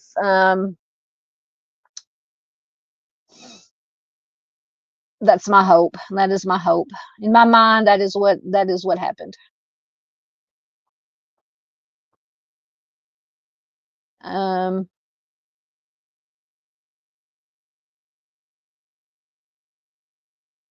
Yes, absolutely. So okay. So they talked about this Christine, the mother's quote boyfriend, this married man. It didn't say, at least in the Charlie Project, in this one article that I found, how long they had been dating. I mean, the question, once again, not blaming, not, trying to allege anything. But he was there allegedly, Christine had told her family that this man was meeting them at this Mount Airy Lodge. I think she was found not too far from the Mount Airy Lodge. If they had been dating, quote, dating, whatever, for more than 2 years, it's possible maybe that he could have been little Krista's father. And maybe just, just something to think about. Maybe has something to do with Christine's death. I don't know. It's just, but yes, all of it is just very, very disturbing. But because I'm not going to go over the details, but I read them once. You heard all the horrible things that was done to Christine. To me, that, in my opinion, that is personal. I mean, I don't know. But then again, you have SKers, serial offenders that do stuff like that. But I mean, I just can't see. I don't know. Just absolutely let me know what you guys think in chat, or if you're watching replay, please leave a comment. But to me, that just seems like overkill, crime of passion, personal. I don't know.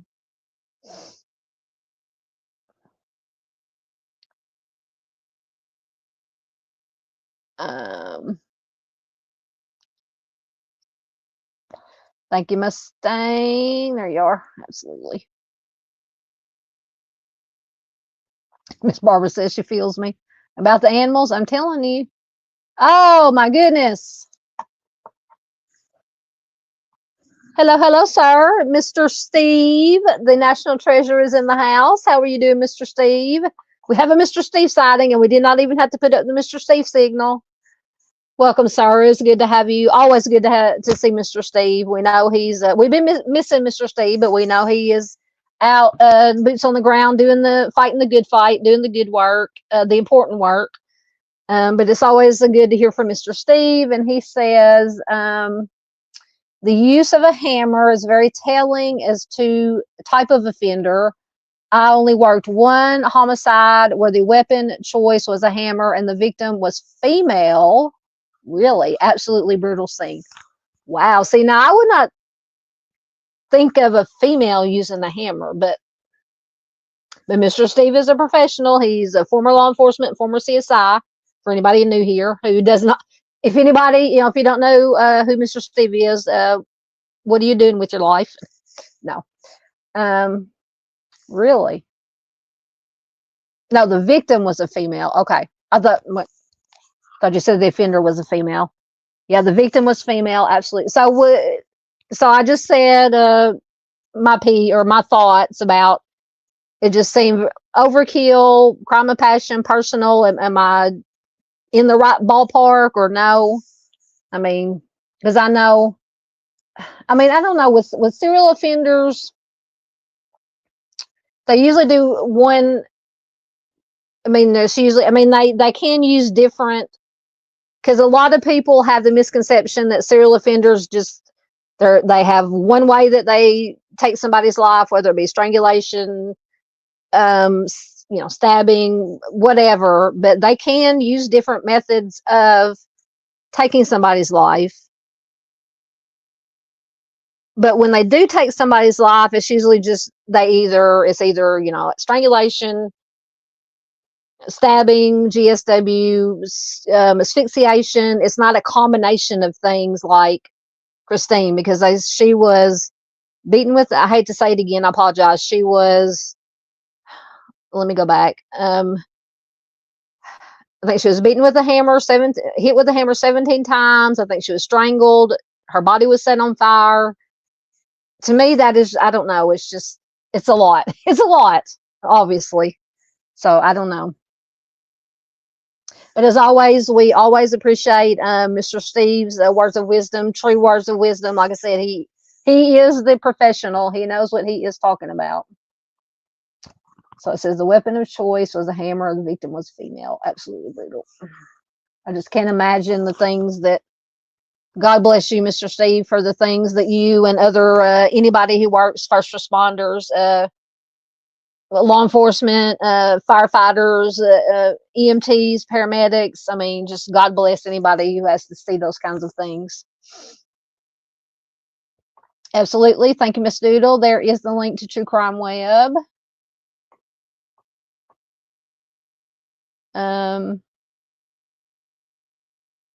Yep, absolutely. We all love to see Mr. Steve. Doodle. Yep, yeah. Josh tricked you again with the lavender. Oh, Doodle, Doodle. Hey, patriotism. Well, there you are. How you doing? Good to see you.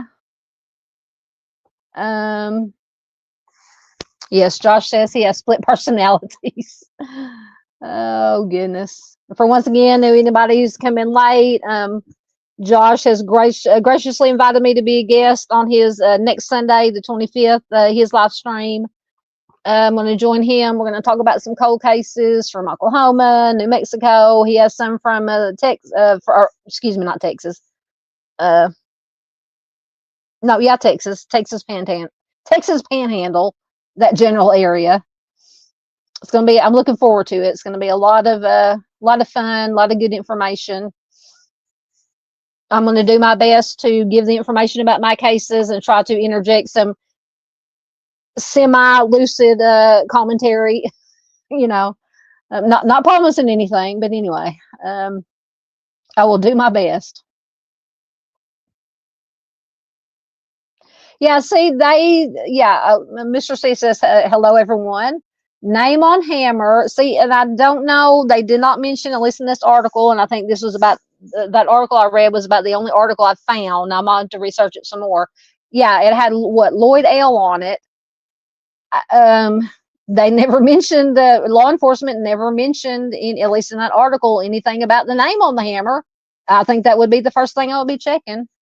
But anyway, Mr. Steve says the name on the hammer would narrow the list to offender or someone who worked with hammers, owner and stole it, tradesmen who put names on tools have experienced theft. That is true. I didn't think about that. Yeah, I'm just, I don't know why. Now, there could be other articles out there where law enforcement did mention, hey, yeah, we checked out this name or whatever and didn't find any. I mean, surely they would have found something though. But I mean, there could be a lot of Lloyd L's out there somewhere. I don't know. But yeah, absolutely. Like Mr. C said, somebody could have stolen it from whoever owned it.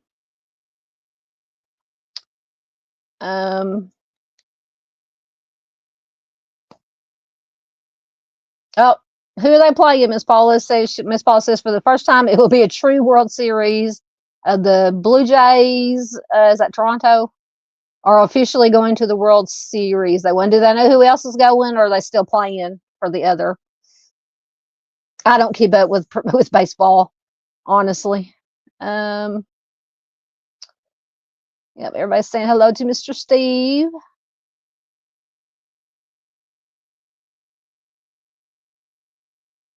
Okay, so on the crime you are, the offender was the female's son. See, that would be definitely personal. So that's what I'm saying in Christine's case. I mean, just to go to that length with that many different types of weapons and ways of taking somebody's life, used all, I mean, it just, I don't know. To me, that seems personal, very personal, lots of anger. That's why I mentioned maybe, now once again, we don't blame on this channel or make assumptions, but I would just have to take a good hard look at this married man that she was meeting at the Airy Mountain Resort or whatever it was. And hopefully, I'm sure they did. Maybe nothing came of it. I don't know. Yeah, absolutely. Josh says, I don't even want to know what a scene looks like when a hammer is used. Don't want to think about it. I know. I'm there with you. But see, now I can sit and watch. I mean, because I love horror movies. The bloodier, the grosser, the better. But I know that that's all. It's not real. It's make believe. This is real. I mean, something like this is real. It happened to really happened to a real, actual human being. So I guess that's the difference. And just watching it on a screen, knowing it's not real. Special effects or whatever, but as opposed to knowing that this happened to a really happened to a real breathing person. Yep, absolutely. That is Ms. Z has a good question. Was it a weapon of opportunity? That is absolutely and Ms. Z is a very smart woman. I've learned that from watching her live streams, her and Doc. Yeah, because you would think that if this married man, his name was Lloyd, and he was a carpenter, a tradesman, and they found a hammer that had Lloyd L. I don't think that's the case, but I mean, if that was the case, that would be, But yeah,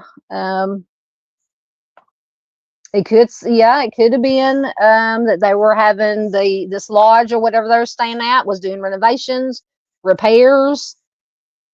Whoever the company or whoever they hired had a Lloyd L working for them, and possibly somebody that knew Christine that was there with her happened upon, got mad for whatever reason, and just happened to come across this hammer and things happen.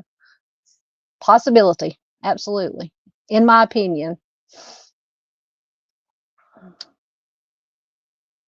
Hey, Hebby. Hey, Heather. Good to see you, my dear.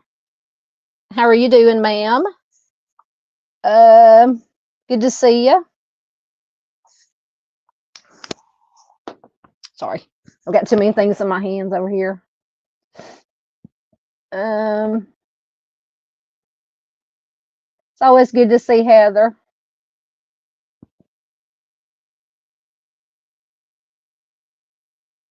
Oh goodness. Okay, so Mr. Steve was talking about the scene he worked with the hammer. He says strange family trade and relationship with hammers. They had them in their car doors, on nightstands. We found them scattered throughout the house. Oh my gosh, it sounds like the Texas Chainsaw Massacre. Oh my gosh, it said with hammers. Yeah, that's a little concerning. Just a little concerning. Wow. So how many people live where they? I'm assuming that the son still live, because you said the son was the offender that killed the mother, right? So is he still living? I'm assuming he's still living in the house. I don't know how old he was. Lord have mercy. Yeah, Doodle's got the eyes going. Um,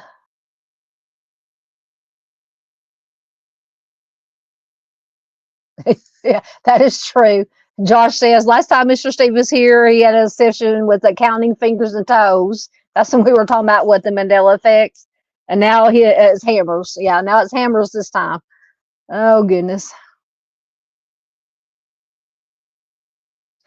Mr. Steve says hopefully the cold case unit attempts DNA analysis on the handle as it has advanced since that time period. Absolutely, absolutely. Hopefully they kept the hammer. Sometimes you never know. I'm just saying, just saying.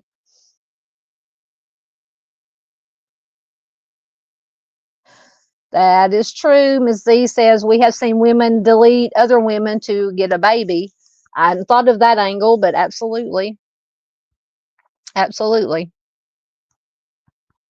But I don't know. I know perfectly well that women are capable of using hammers, strangulation, setting on fire, but oh, I don't know. It's just I just go back to it was somebody that just my uneducated, unprofessional opinion that somebody she knew, very angry, very personal.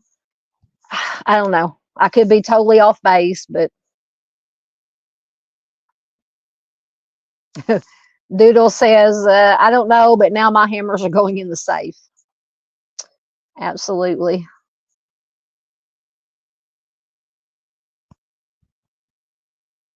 This is true. More words of wisdom. Mr. Steve says, Ellie, talking about his obsession, we're kidding him with obsession with fingers and toes. But he says, Ellie is trained to see hands as they hold the threats. Absolutely. I have no idea why, as a youth, I watched hands. Now, that's a little different story. Well, maybe it was just you were preparing yourself for your future career. Maybe that's what it was. That's what we'll go with. That's what we'll go with. Oh goodness. Oh goodness. As Barbara says, she has a hammer in her car. I don't even think we have. I know we probably have one around the house somewhere, but I don't have no clue where. Wouldn't have any clue where it is. Mr. Steve is very interested. You better watch out, Miss Barr. Mr. Steve may be paying you a visit. Hey, JP. Good to see you, my friend. JP Hansen is in the house. He said, "Is it Taco Tuesday yet?" We had tacos for supper. I did. We did. So apparently, it's Taco Monday. It's Taco Monday, but I did have tacos for supper. Good to see you, JP. Miss Barbara says the hammer is for her signs. Miss Heather says she is doing great. It's good to see you too. Yes, Miss. For anybody who doesn't know, I don't know how much she wants me to divulge, but Miss Heather has been facing some serious medical issues, but she is doing, as far as I know, much, much better now. She can feel free to divulge whatever she has divulged in Dave's chats, but it's Heather's story for her to tell as she wants it to, so she can put it in chat, but she's doing much, much better, and we are, thank God is all I have to say. Oh goodness, Doodle is going full Doodle right now about the questioning Miss Barr about the hammer. Josh says that does make sense for security training. Yep. Yeah, and that's why I hear what I hear, because we watch, of course, I watch a lot of true crime stuff, but we do watch Live PD or On Patrol Live, whatever it's called now, where they follow it, kind of like Cops, but a live version of Cops. And I've, the law enforcement on there, that's what they say numerous times. So we always watch the hands, because that's where the threat comes from. That's where the first thing they say is, let me see your hands. Keep your hands up where we can see them, because that's where the danger is. Let's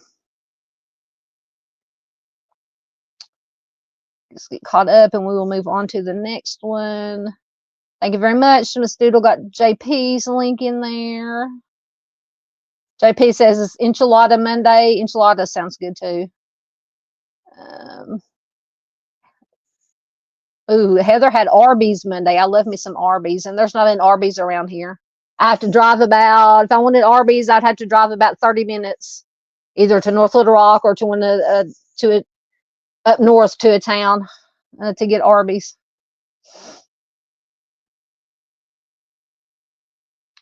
Miss Doodle says, talking about the hammer, I'm sure they did keep it. Missouri is a different story. True, true.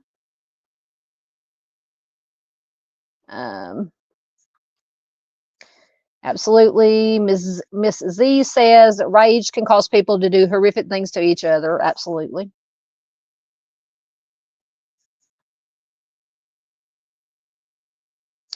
Okay, so Mr. Steve's case says the son, I'm assuming, is recently estranged, returned with evil intent, interrupted by deputy during the crime. Oh my goodness. I hope the deputy was okay. And I'm assuming that the threat was neutralized. I don't know. Somehow, some way.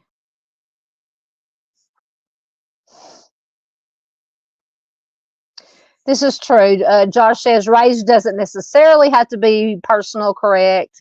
Not in all cases. Yeah, no, not in all cases. But just, I don't know, just just my opinion. Just in this case, just with the circumstances and the, you know, that we know just from what little information that we have, to me, I mean, I don't know. She could have, it's very possible she could have gotten into some kind of altercation with somebody else that was staying at the hotel, working at the hotel or the lodge or whatever. Entirely possible. But I don't know. To me, it just has a feeling of just being personal. I don't know. I could be, like I said, I'm not a professional. I could be totally wrong. But it absolutely does not have to be personal to be brutal. You're absolutely correct. Mustang said she had tacos too.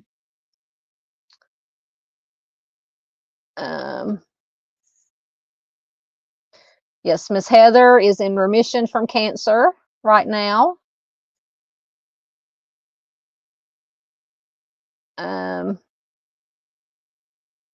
Get caught up, I promise, and we will move to the next one. You're very welcome, ma'am. Yep, now Ms. Z said she's ready for Taco Tuesday.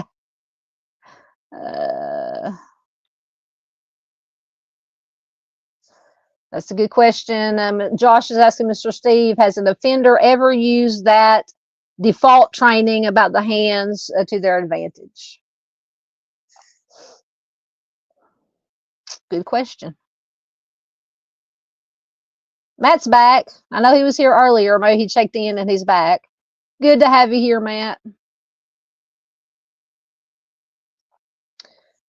Okay. Answering Josh, Mr. Steve is answering Josh's question about personal, personal, not personal. He says rage isn't dependent on a personal relationship, but to commit a hammer attack without rage means psychosis. Interesting. I don't know which is scarier, if it's due to personal reasons or just, crazy psycho.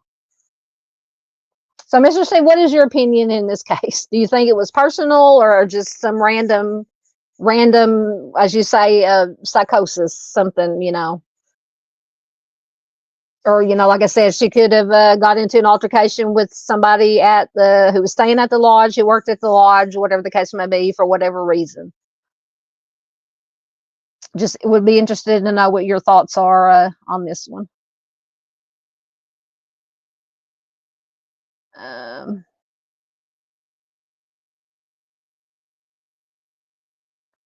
Thank you, everybody, for joining the Lots of Reunification Facebook group.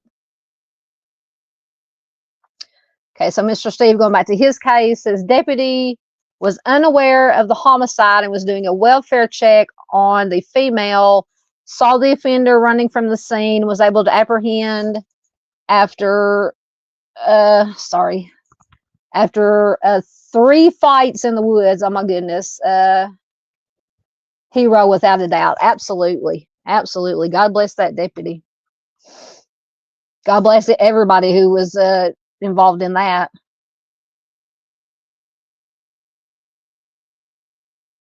You're absolutely welcome. Yes, Julie's guitar set, talking about a little Christa praying that baby was raised by someone. Absolutely. Like I said, in my mind, somebody took her, raised her. She's living her best life, happy and content with a family of her own, possibly. Okay, I think I'm caught up again, finally, so I'll mark right there. Sorry.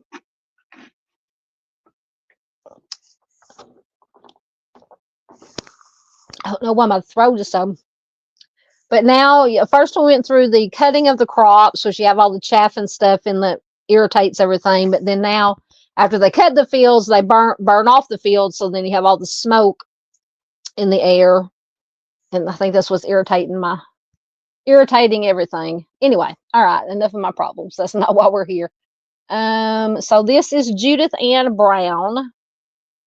And I don't know if I've read about this case before or featured this case before, but I've definitely, maybe I've just read about it. So Judith has been missing since April 6th of 1977 from Queens, New York. She's a white female. She was just 19 years old. When she went missing, she would be 67 years old today. Sorry, I apologize once again. At the time she went missing, she was 5'2" to 5'6" tall, 110 to 130 pounds, with sandy brown hair and green eyes. It says that her second toe was longer than her first toe on both feet. That's very unusual. My mom's toes are like that. And one of mine, I can't remember if it's the left or right is. Anyway, her shoe size is 7 or 8, and her nickname is Judy. So Judy went missing on April 6, 1977 in the company of Richard E. Rosenberg. And I think I did put the smaller picture there is Richard on the slide. Who was a patient at Creedmoor Psychiatric Center in the New York City borough of Queens. Judith had been admitted to Creedmoor as a voluntary patient in August of 1976 after she had some sort of mental breakdown. She was only in the facility about a day or two before she transferred to Hillside Medical Center, but she had time to meet this Rosenberg character at Creedmoor when she's at Creedmoor. So apparently they began dating each other while inpatient at their respective hospitals. So I don't know how far away or close these two hospitals or psychiatric centers were. In January, just as Judith was transitioning to an outpatient program at Hillside, Rosenberg proposed to Judith, and Judith agreed to marry him. So as far as this Rosenberg goes, it says he started developing behavior problems as a child. Twice before his 15th birthday, he tried to take his own life. And as an adolescent, he was diagnosed with schizoid personality with a possible onset of schizophrenic disorder. So trigger warning once again. Excuse me. So in 1971, so let's see, this happened in 77. Okay. So in 1971, so about 5 years before this, what we're talking about, Rosenberg, took the life of his wife and their 17-month-old son. Big trigger warning, just be warned. Apparently, he stabbed the wife 60 times and strangled the baby. So at the time of this incident, the couple had been having marital difficulties, you think. His wife suffered from cataracts. Their son was disabled, and Rosenberg himself had multiple affairs and felt frustrated and inadequate in his career. So he was found, surprise, surprise, he was found not guilty of the homicides by reason of insanity in 1973. Are you kidding me? So he was found not guilty by reason of insanity, and he received 2/3 of his wife's life insurance policy. How does that even happen? So he stabbed her 60 times, took the life of the baby also, found not guilty. I mean, I can see being found not guilty by reason of insanity and being put away somewhere. Why should he receive 2/3 of his wife's life insurance policy? Somebody please make that make sense. Anyway, besides the point. So this was over $11,000. So back in 1977, $11,000 was a pretty good amount of money. With inflation, that will be worth $78,000 today. After his arrival at Creedmoor, and I'm assuming this is after he was, found not guilty by reason of insanity and put in the Looney Tunes house. So after his arrival at Creedmoor, Rosenberg made multiple applications for early release and started leaving the hospital grounds on unescorted, unauthorized day trips in the surrounding community. So he could just walk out on his own and just leave. Good God Almighty. So he went on these unescorted, unauthorized day trips to the surrounding community using the insurance money to eat at restaurants, to attend sports games, and to have his clothing tailored. I think my head's about to explode. So a ward supervisor found out. He wrote a recommendation that Rosenberg be transferred to a maximum security hospital. My question is, why wasn't, after what he did, why wasn't he already in a maximum security hospital? I'm getting way too worked up tonight. Y'all got to tell me to calm down. But before this could be done, Rosenberg walked away from Creedmoor and vanished with Miss Judith. So about a month after Judith disappeared, she did call her sister to say that she was okay. And from their short conversation, her sister thought that she was with Rosenberg because she wanted to be. So she was voluntarily with Mr. Rosenberg. So Rosenberg was considered a fugitive from justice after he left Creedmoor. He is known to be living in Colorado. Watch out, Dandy. Dandy's not here, but anybody in the Colorado area. He is known to have been living in Colorado, possibly raising a family in the mid 1990s. In June of 1994, he contacted a lawyer to ask about turning himself in, but changed his mind. He is believed to have been still alive as recently as 2000. So it's 25 years ago. So nowadays he would have been in his late 70s, which is still, that's not that old. Late 70s is not that old. I mean, so he and Judith have never been located due to Rosenberg's history of violent behavior. Judith is considered to be in danger from him, and her case remains unsolved. Oh my goodness. This is just the most bizarre, horrific. So anyway, if you have information, you can call the New York PD once again at 212-694-7781. Wow. Let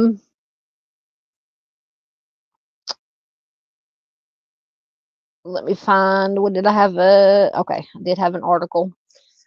Whew, I think I need a stronger drink than tea I'm drinking tea after that one.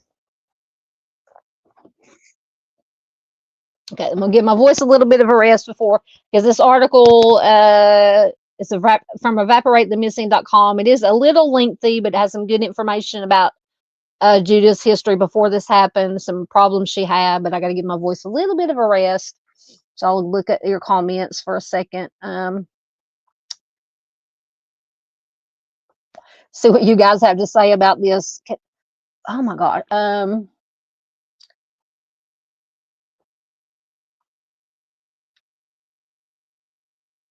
Oh, make sure I didn't miss anything. Okay.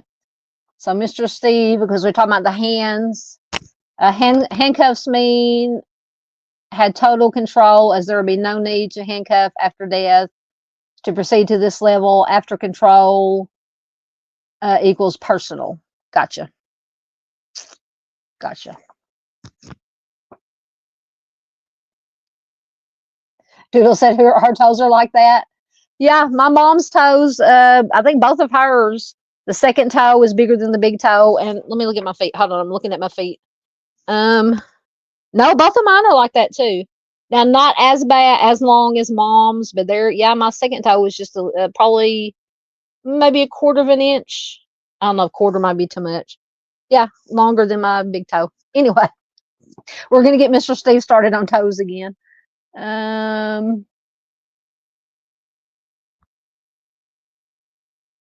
Really, Julian pops in here a lot of times. Matt says Julian Caterio, who is a missing persons advocate, this is his cousin. So Judith is his cousin. Oh my goodness, I did not know that. Yeah, Julian pops in every once in a while. Wow. I would love to be able to talk to him about this. I mean, I don't know if he would be willing to or not, but hold on, guys, I got to blow my nose right quick.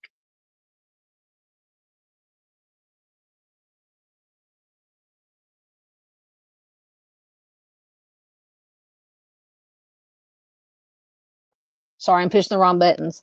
I don't know. I think maybe he has mentioned that he had, and I don't know if he ever mentioned her name. Maybe he just said Judith. But yeah, I think I remember he did mention a couple of times that he had a family member that was the victim of a homicide. But I never put it. I mean, maybe that's why the name sounds that Judith, that this case sounded familiar. The name, at least. Wow. Sorry, my nose is.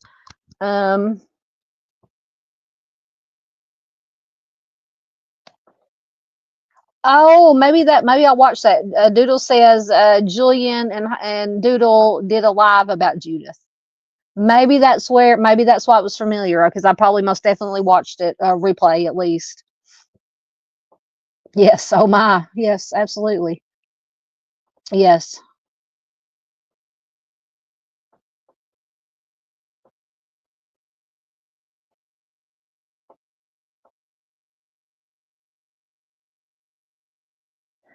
Are you talking about Rosenberg? I'm assuming Matt says, shouldn't he be listed in NamUs as well, since he has not been seen since they went missing together? He should be listed somewhere, either in NamUs or wanted. I mean, since he basically escaped from a mental health care unit, a psychiatric hospital. I mean, I don't know what I would think, that's just my opinion. Yeah, Doodle says you would think so. Miss Barb has no words. I know.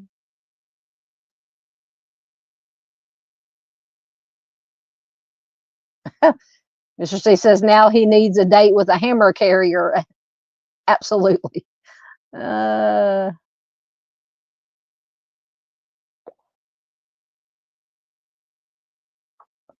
Okay, Matt says, I have been told that Colorado story is false, but it makes me wonder, honestly. Oh, yeah, because it said that he was supposedly, Rosenberg, supposedly, what did it say, mid-90s, settled in, or went to Colorado and had a family. Yep, Miss Barb says, this makes me sick. Absolutely. Hey, that is yeah. Well, back in the day I did the Jack and Coke. My thing now is Crown and Coke. I love me some Crown and Coke. I literally have a headache now. Oh my gosh. My blood pressure must be up. I might have to check my blood pressure. Oh goodness. Instead of regular tea, I need a Long Island iced tea, I think. I don't even drink that much anymore. Matt says that sounds good. Okay, I'm caught up. All right, let me mark there. Okay.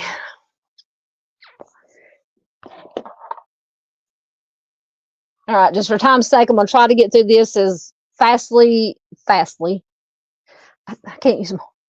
I need to go back to school as quickly and efficiently as possible. But I may just go over her early years, and then maybe I think there was some little bits of info about when they disappeared that wasn't in the Charlie Project information. Okay, so anyway, so this is actually, I think, from it's Evaporate the Missing. They do have a podcast because I have listened to it on Spotify, but I guess this is the story, the word version, whatever. You know what I'm trying to say. The printed version. Okay, so this actually, because it says, let me read the intro because it says, first, I would like to thank Julian. So I'm assuming that's Julian that we know, for speaking with me, whoever does this podcast, the Evaporate the Missing podcast. Julian's mother was Judy's first cousin, and Julian refers to Judy as his cousin. Although he was not born when Judy disappeared in 1977, during his teenage years, his mother would talk about Judy and the mystery surrounding her disappearance. This family mystery has always been in the back of Julian's mind. A few years ago, Julian dove headfirst into Judy's life before and after the events involved when she vanished. The information he gathered paints a picture of a girl in a big city that was quiet and struggled with her mental health, trying to find her way in the world. It is clear Judy took steps to better understand her mental state and strive to further her education until one day in April 1977, she vanished off the face of the earth with a man that the FBI searched for early on, but it seemed that no one ever looked for Judy, leaving Julian to question why his cousin was the girl that time forgot. So I'm going to have to go find, maybe I'll listen to this episode of the Evaporate the Missing podcast also. Okay. So it says a special thank you to A Voice for the Lost for their knowledge on this story. They have helped Julian in his journey, and he is forever grateful for their advocacy. Okay. So Judith Ann Brown was born on November 14th, 1957 to her parents Ernest and Vanda Brown. Judy had an older brother and sister as well as 5 younger siblings. Ernest and Vanda raised their family in a borough of New York City called the Bronx. When Judy was 8 years old, Ernest was involved in a terrible accident involving a drunk driver. Ernest survived, but life as the Brown family knew it changed forever. Vanda had to focus more on Ernest's needs versus the children's. This left the Brown children to take charge of more grown-up responsibilities, helping with household duties as well as caring for themselves or their younger siblings. Judy was described as a student that did good, but nothing highly notable stands out decades later. Judy was never a part of any activities or clubs in or outside of school.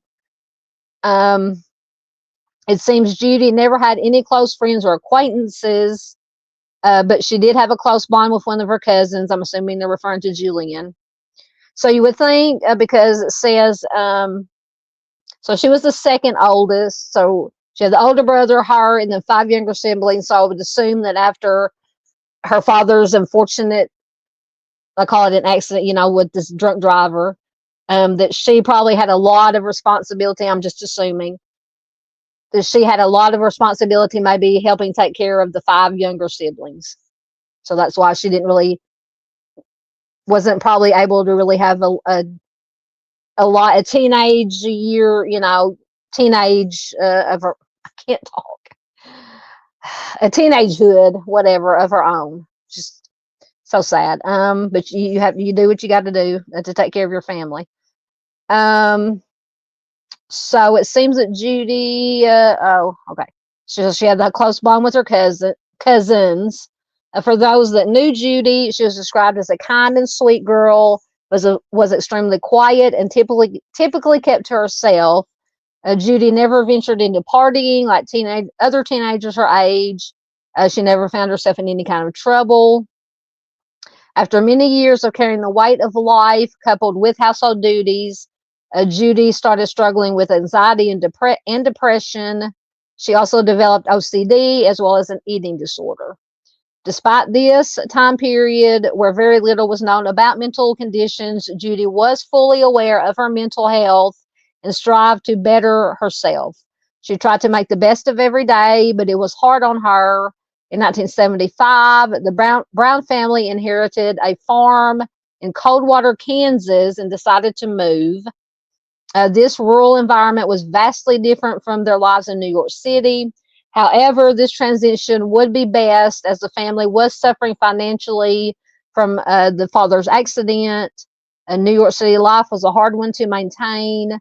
Not everyone was as eager to leave the big city. Judy was hesitant, although she loved her family and did not want to be away from them. She loved this place that she called home. She had called home for her entire life. Judy would be turning 18 soon and ultimately decided to stay in New York City. So she stayed in New York City when the rest of the family went to Kansas to the farm. Sorry. So Judy's oldest sister, Kathy, also lived in the state and was there for support if Judy needed anything. After graduating from a Vanderchild's High School in 1975, Judy enrolled in LaGuardia Community College, majoring in psychology. This was extremely important to Judy. She wanted to study for her future career path, but she hoped this would help her gain more of an understanding of her mental health. Judy lived with her aunt and cousins until a more permanent situation came about. It was not the most ideal set of circumstances, as Judy often liked to be alone, but everyone tried their best in the household. While attending college, Judy prioritized her mental health. She wanted to be better, and she was going to take all the necessary actions to bring her one step closer. Judy was actively in therapy. She was often accompanied by Kathy to her sessions. Judy's aunt and cousins were supportive of her mental health journey, and Judy tried to maintain a close relationship with her family in Kansas by writing letters back and forth. She was very close to her younger siblings, and she did miss them terribly. So on August 3rd of 1976, while Judy attended a therapy session, she appeared to suffer from a mental breakdown. She apparently hid under her desk. Her cousin Maureen, who was a nurse, was called. She went to pick Judy up. After arriving, it was clear that Judy needed help, and Maureen left with Judy to take her to a nearby hospital. The first hospital they went to was Elmhurst Hospital. Unfortunately, they were having the doctors were on strike, so she could not be admitted there. They drove on looking for Hillside Medical Center, which was the next best option. Unfortunately, they could not find that medical center, so the next option was Creedmoor. So Creedmoor was not ideal. It did have a bad reputation, according to this article or to this podcast. Judy voluntarily admitted herself into Creedmoor, although Maureen strongly discouraged it. Later, Maureen phoned Judy's parents to let them know about Judy's episode. Within the next day or so, Judy's aunt went to Creedmoor, and they had Judy transferred back to the Hillside, which is one they were looking for that they couldn't find, where they felt that she would be better cared for. So Judy began the inpatient program at Hillside to get her life back on track. However, Judy met a man at Creedmoor, Risenberg. In that very small window of time, she was a patient there that would change her life as well as all her loved ones' lives forever. And this man, like I said, Richard E. Risenberg. So as fall approached in 1976, Judy was still a patient at Hillside. She was still regularly communicating with her family in Kansas via letter, and her relationship with Richard seemed to blossom. In a letter to her family on September 20th of 1976, Judy let them know that she had been seeing Richard since August. She kept the letter short, but explained how she met Richard at a bus stop the month prior. This must have been on one of his unauthorized, unsupervised leaves. So she met Richard at a bus stop the month prior. He had a great personality. He was kind, adding that he was already out of college. Judy asked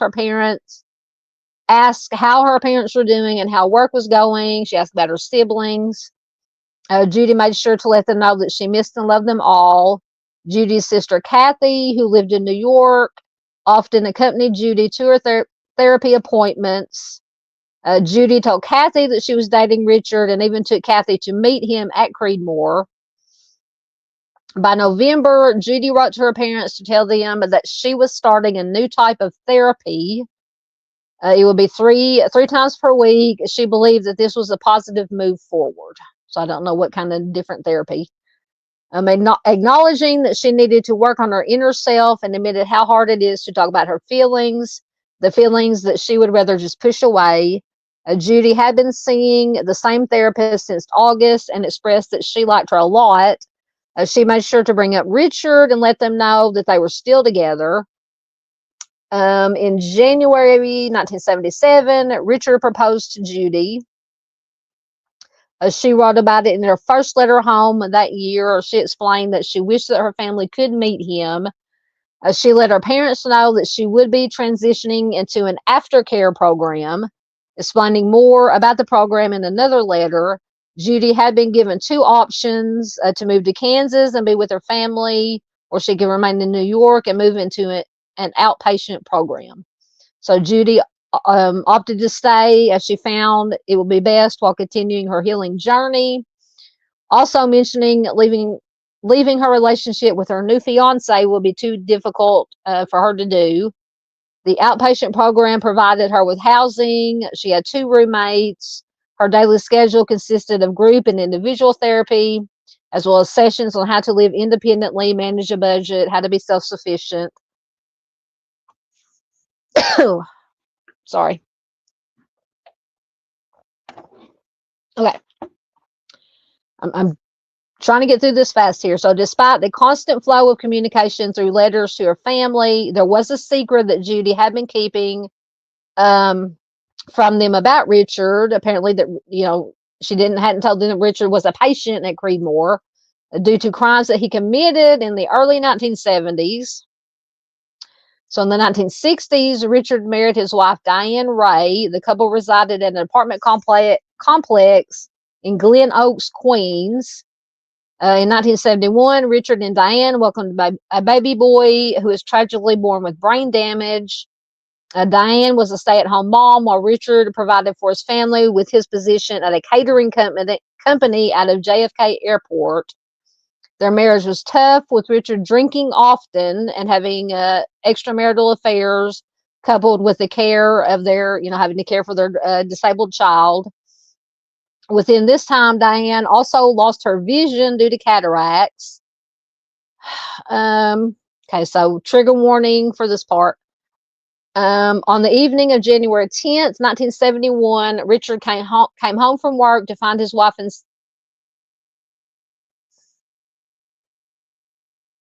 okay. Maybe this is his story. So it says, on the evening of January 10th, 1971, Richard came home from work to find his wife and son had been the victims of homicides. Diane had been stabbed over 60 times. Their son was strangled to death. During the investigation, it was evident that Richard had something to do with this horrific crime. He discarded evidence in the trash at work. He's a smart one. Sorry, I lost my place. He discarded evidence in the trash at work, and 5 days after the homicides, he was arrested and charged with their deaths. So a real rocket scientist. So during the trial, it was revealed Diane and Richard were struggling in their marriage. That was mainly due to their having to take care of their son and his needs. Daily life was tough taking care of their son, but when Diane suffered from cataracts, leading to her losing her eyesight, this was when Richard decided to rid himself of burdens and responsibilities. On March 30th, 1971, the court ruled Richard was unable to stand trial due to his mental state. He was sent to Mattawan State Hospital. In 1972, Richard was moved from Mattawan to Creedmoor Psychiatric Hospital. In 1973, doctors at Creedmoor deemed Richard competent to stand trial.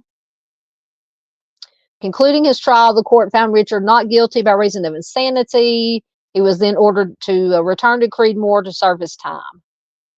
So by the time Judy met Richard in the summer of 1976, it is unknown if she knew about Richard's past. It is unlikely that she did at first. However, Judy withheld that Richard was a patient at Creedmoor for as long as she could, until Judy's sister came to visit her and had the opportunity to meet Richard at the facility. The three of them spent a few hours together, and during that time, Judy's sister got a sense of how much Judy loved Richard, but at the same time, had her suspicions about him and why he was at Creedmoor in the first place. So Judy's family in Kansas were made aware of this. Her mother became concerned, but Judy did not want her family to worry. In letters to them, she reassured them that she knew what she was involved in and that everything was going to turn out for the best. Everything was going to be fine, explaining her love for Richard and that he was very important to her. So by spring of 1977, Judy looked forward to starting her classes. On April 4th, 77, Judy couldn't sleep. She decided to write her parents a letter, filling them in on everything going on with her. She talked about her classes.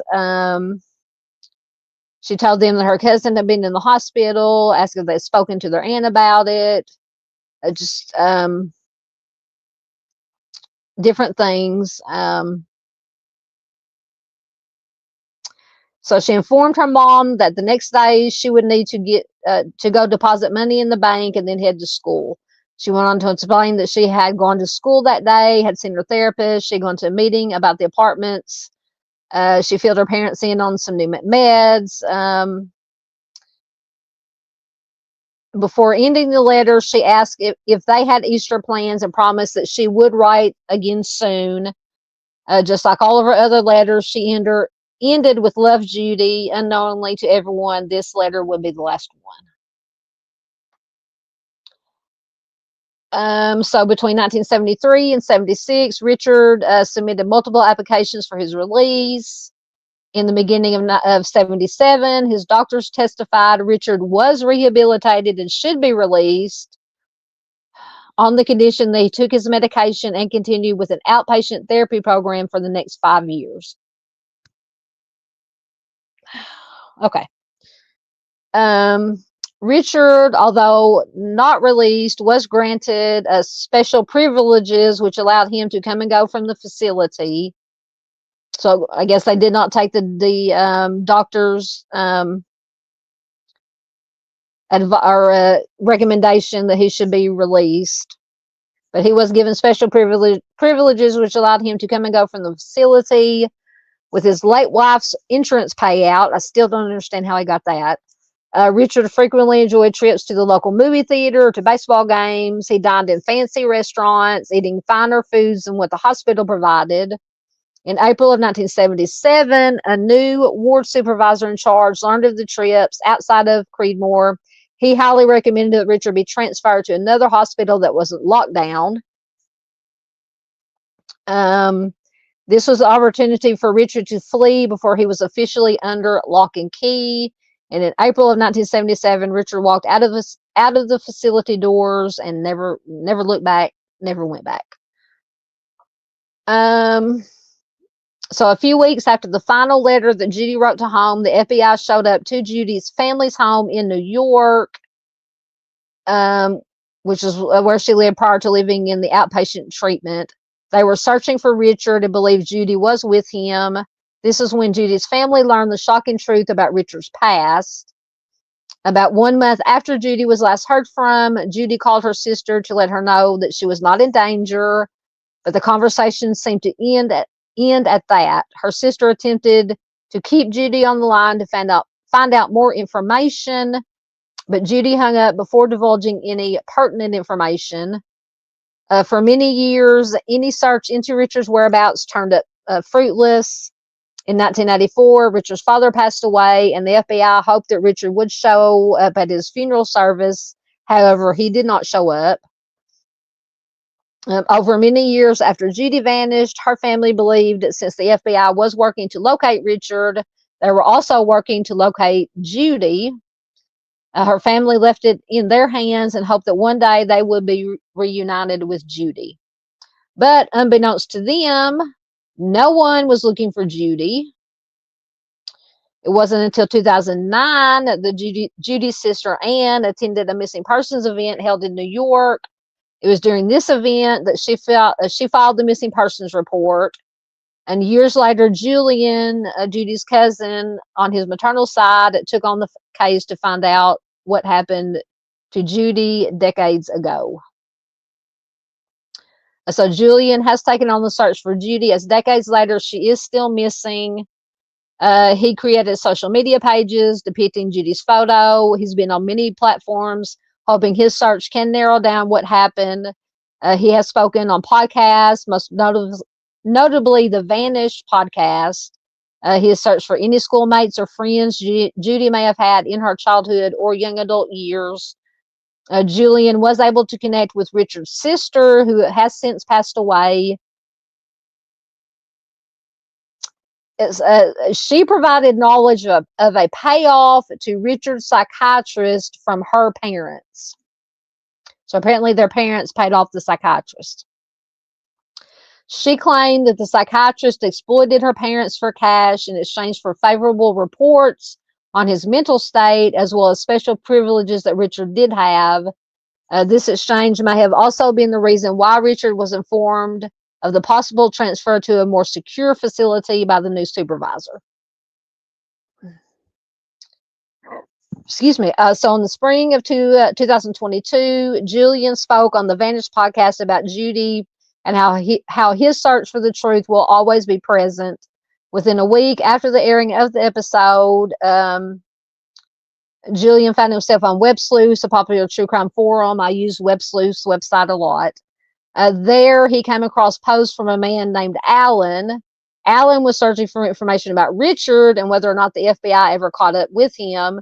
Julian reached out and was stunned to learn that Alan was a caregiver at Creedmoor when Richard was a patient. Alan had no idea Richard vanished into society with another person. Alan had never heard anyone speak about Judy. Through Alan, Julian has since learned more about the man that vanished with his cousin. Alan started working at Creedmoor approximately 6 months prior to Richard's arrival in 1972. When Alan did interact with Richard, he came across as a nice guy, but he always seemed to want to manipulate people. Alan once asked Richard what he would do if he ever took anybody else's life again. Richard replied that he would find a remote place to take his own life. Richard later added if he ever were released, he would integrate into a city and blend in with the crowd. That is just horrifying. Horrifying. In late June of 2024, the New York Post uncovered a possible evidence that Richard and Judy were still alive. So this is the Colorado story that may or may not be true. So living in Colorado with a woman and possibly raising a family in the mid-1990s, Richard made a phone call to a lawyer. He wanted to turn himself in. He was discouraged to do so since around this time, it was when the O.J. Simpson trial was underway, and it was believed that Richard would receive little sympathy. I'm sorry, I don't have any sympathy for Richard. It's just my opinion. So in the early 2000s, Richard could have been in contact with a family member who was financially well off. The New York Post article ended with a quote from Julian, a quote, "Judith deserves to be searched for. I want to be able to say we tried our best to find out what happened to that girl cowering underneath the desk who mattered to her whole family," end quote. If they were alive today, Richard would be 78 years old. Judy would be 66.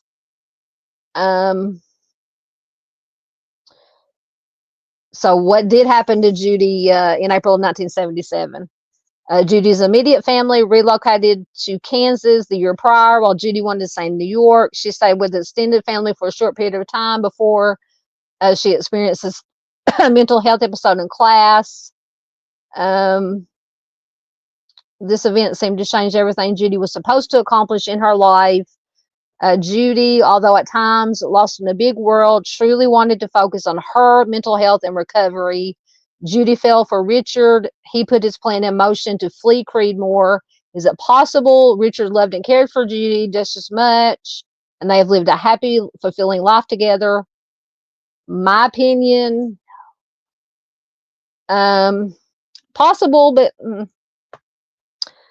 we can only hope. One thing is for sure is that Julian refuses to give up on his cousin, a cousin he never met but got to know through stories told down generations and photos depicting a girl time forgot. Man, I just want to cry now. Wow. I know that was a lot of information, but to me, that was very important information. Wow. Wow. That's all I had to say. My mind, I'm just utterly mind blown. Okay. Let me get into your comments, give my voice a little bit of a rest here.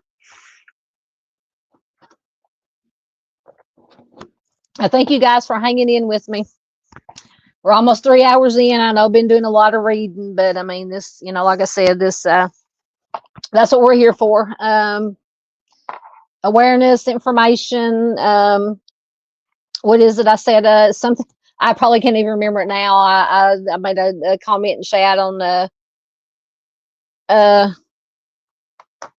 Josh's live stream about the purpose of why I'm here, or why we're here, the good ones, to bring awareness, to bring factual information, to encourage intelligent, productive discussions about cases, and to encourage people to come forward with any information they have. Something to that effect, anyway. My mind was working a lot better last night than it is tonight. All right, let me get down to where I left off in comments. Lots of comments.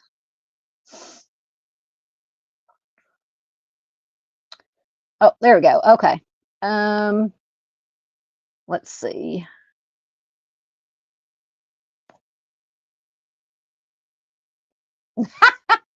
Oh, Mr. Steve. We love Mr. Steve for many reasons, but for his humor too. Okay, so we were talking about. So Mr. Steve says that Matthew Turner, as a trained LE, I can taste test your Jack and Coke for poison free of charge, as any friend of Southern Gal is a friend of mine. Oh, I love you. We love you, Mr. Steve. I think Mr. Steve deserves whatever his drink of choice is. Matt says he doesn't drink Jack and Coke. He's a Yingling guy. Oh gosh, Echoes. I think he might. I don't know if he still does. I think he drank Yingling. I think I'm pronouncing that right. Yingling. So it's some kind of beer. I don't know. I don't drink beer. I can't even stand the smell of beer. Hey, Miranda. Good to see you, my dear. Welcome to the Nut House tonight. It's been crazy. Crazy, but hopefully productive, and hopefully I'm getting this very important information across in a semi-coherent manner. I'm not too sure tonight. Let's see. Oh, goodness. We're going to have to investigate. Mr. Steve said, sadly, I just checked and discovered someone has obviously stolen all of my Jack. Does Mrs. Steve drink Jack? Just asking for a friend. I don't know. You start with any investigation, right? You start with the people closest to you, right? Oh my goodness, I'm so loopy. Absolutely. Miranda says, hello, Steve. You are missed. Hope you and your family are all doing well. Absolutely. Mr. Steve, Mrs. Steve, all the baby Steves, and the the aughts and everybody are doing wonderfully. Mr. Steve says they are all doing well. Excellent.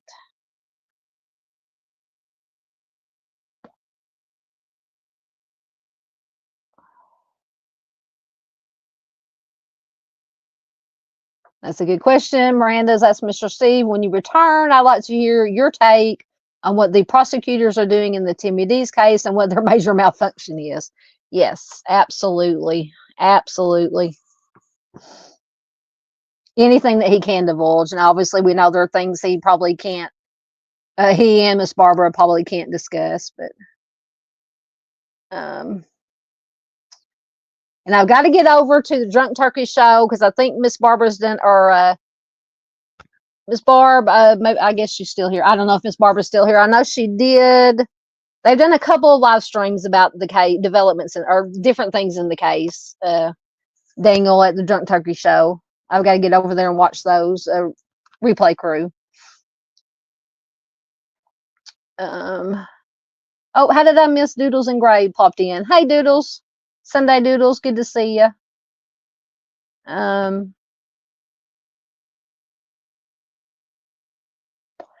so Miss Barb is still here. She says they just won't look at the new evidence. I just don't understand that. I don't know. In my opinion, they're corrupt. Yeah. I don't know if I was supposed to say that, but that's my opinion. Hey, you're fine, Miss Barbara.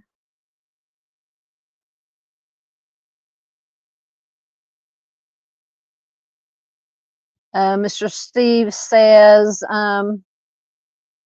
oops. I'm unfamiliar with the current understanding of duty by LE and prosecutors. I always felt it was best to fight for justice against all odds. Amen. 100. You owe the victims' families and the public a shot. Absolutely. Oh, thank you, Josh. I might have missed him. I'm behind. Thank you, my friend, for being here. Once again, I can't wait till next Sunday. I will be on Josh's channel with him where lavender grows to discuss some cold cases. Once again, I appreciate Josh so much for inviting me to be a guest. So I'm looking forward to that. 8 p.m. Central Time next Sunday. Hopefully my farm signal will hold out.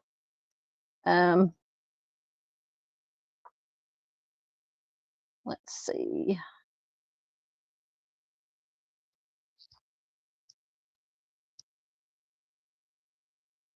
Yeah, Miranda says, Miss Barb, I think of you often. Your strength is inspiring. Absolutely.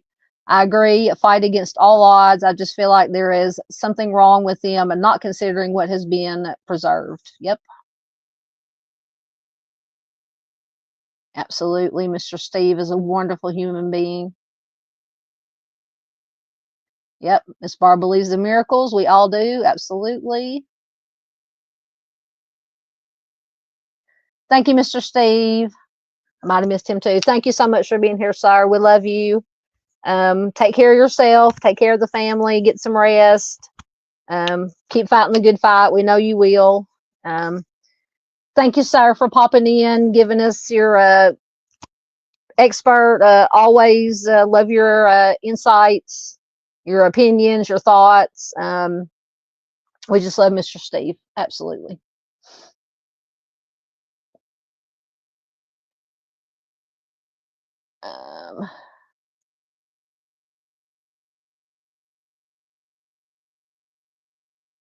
Hey, honeybee. Did I say hi? You were here earlier, right? I don't know. I feel like I've been here 3 days. Thank you so much. Honeybee sent a $10 super sticker. Thank you so much. Let me see if I can find the moo-moo. Here we go.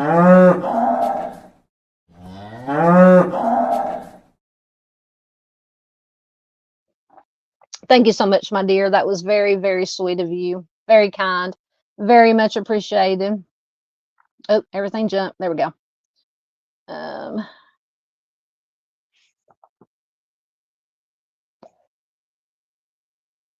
No, thank you, Miranda. You're a good one too, my dear.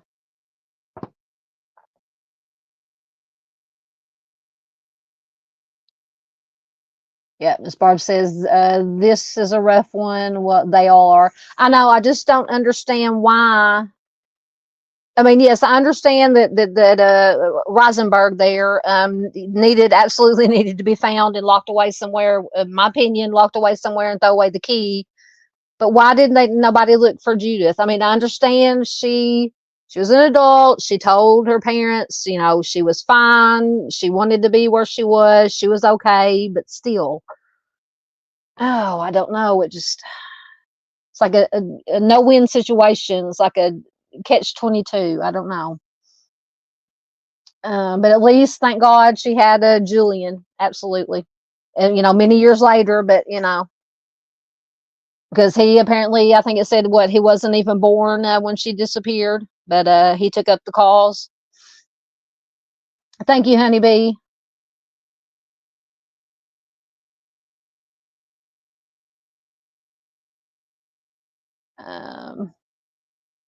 I'm sorry if I missed you when you came in, Doodles, Sunday. I got so many call me. I'm just kind of rushing, or not rushing through them, but trying to get through them. Okay, I think we have caught up. I think we have one more case. We'll get through it. Let me mark that. Okay. All right. Let me get the next loading. This is Regina Brown.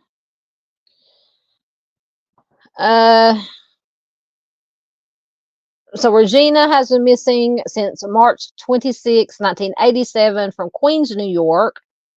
She is a Black female, and I know she doesn't look African American to me in these pictures, but it'll explain. She's a Black female, 35 years old when she went missing. She'll be 73 years old as of 2025. At the time she went missing, she was 5'3" tall, 115 pounds, with black hair and brown eyes. She's of Creole descent. She has very light skin, appears to be Caucasian. She normally wears her hair pulled back in a ponytail. She has a cesarean section scar on her abdomen.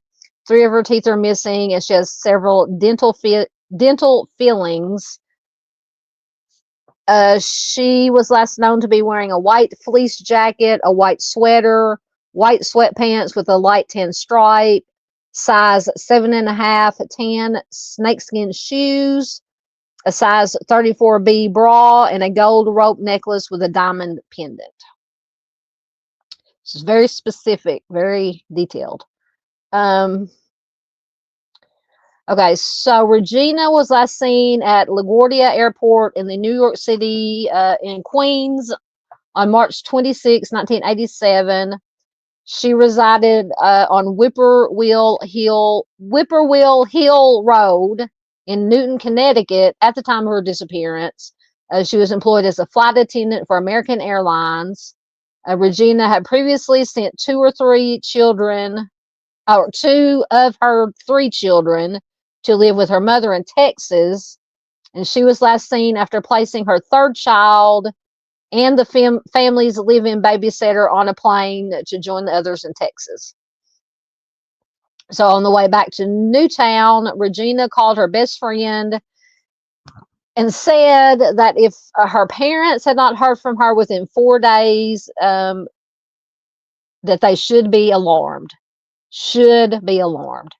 She said that in that instance, her friend, okay, so she said if her parents hadn't heard from her in 4 days, to be alarmed, something was wrong. And then she said if her parents hadn't heard from her in 4 days, that this friend should wait another 2 days, then try to contact her. Very odd. So if her friend was still unable to reach her after the 2 days after the 4 days, that meant that her estranged husband of 5 years had, quote, done to me what he promised to do to me. So that's horrifying. So on March 27th, Regina's dog began barking continuously, and a neighbor called the police to complain, but nothing was done. Regina subsequently missed a lunch date with her best friend and two flight assignments with American Airlines. Her employer notified her parents, who asked her best friend to then check on her. Oh, so sorry. So on April 2nd, Regina's friend went to her home.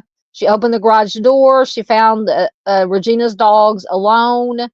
The floor was covered with a bunch of stuff. There was a bowl of water and an unopened bag of dog food, which had been purchased at a supermarket that Regina did not shop at.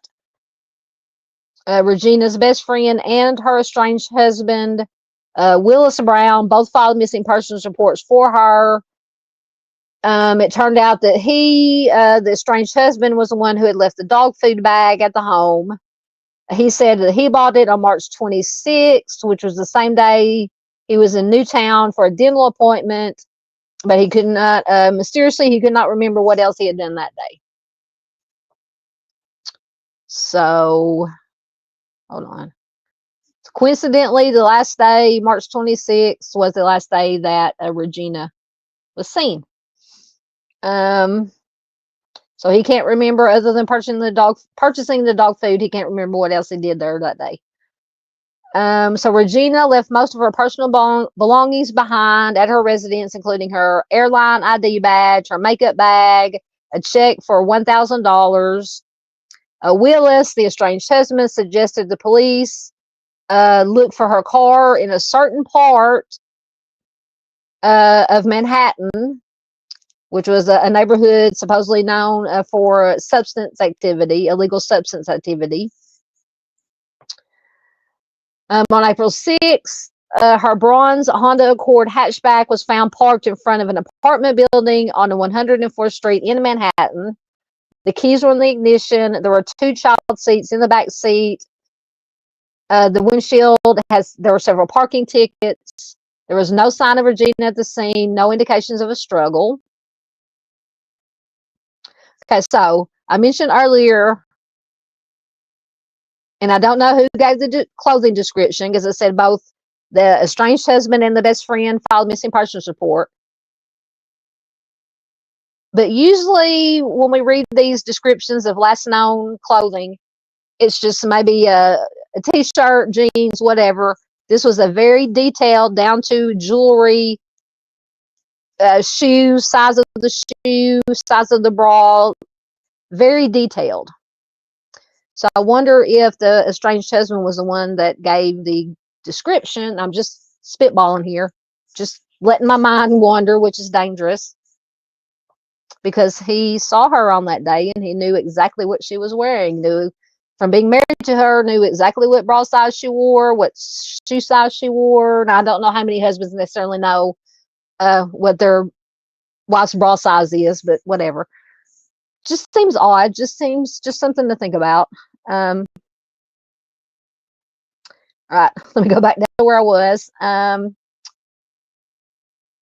So Regina, so they found the car, no sign of her at the scene, no indication of a struggle. Regina had been in the process of a divorce from Willis. He was a senior American Airlines pilot.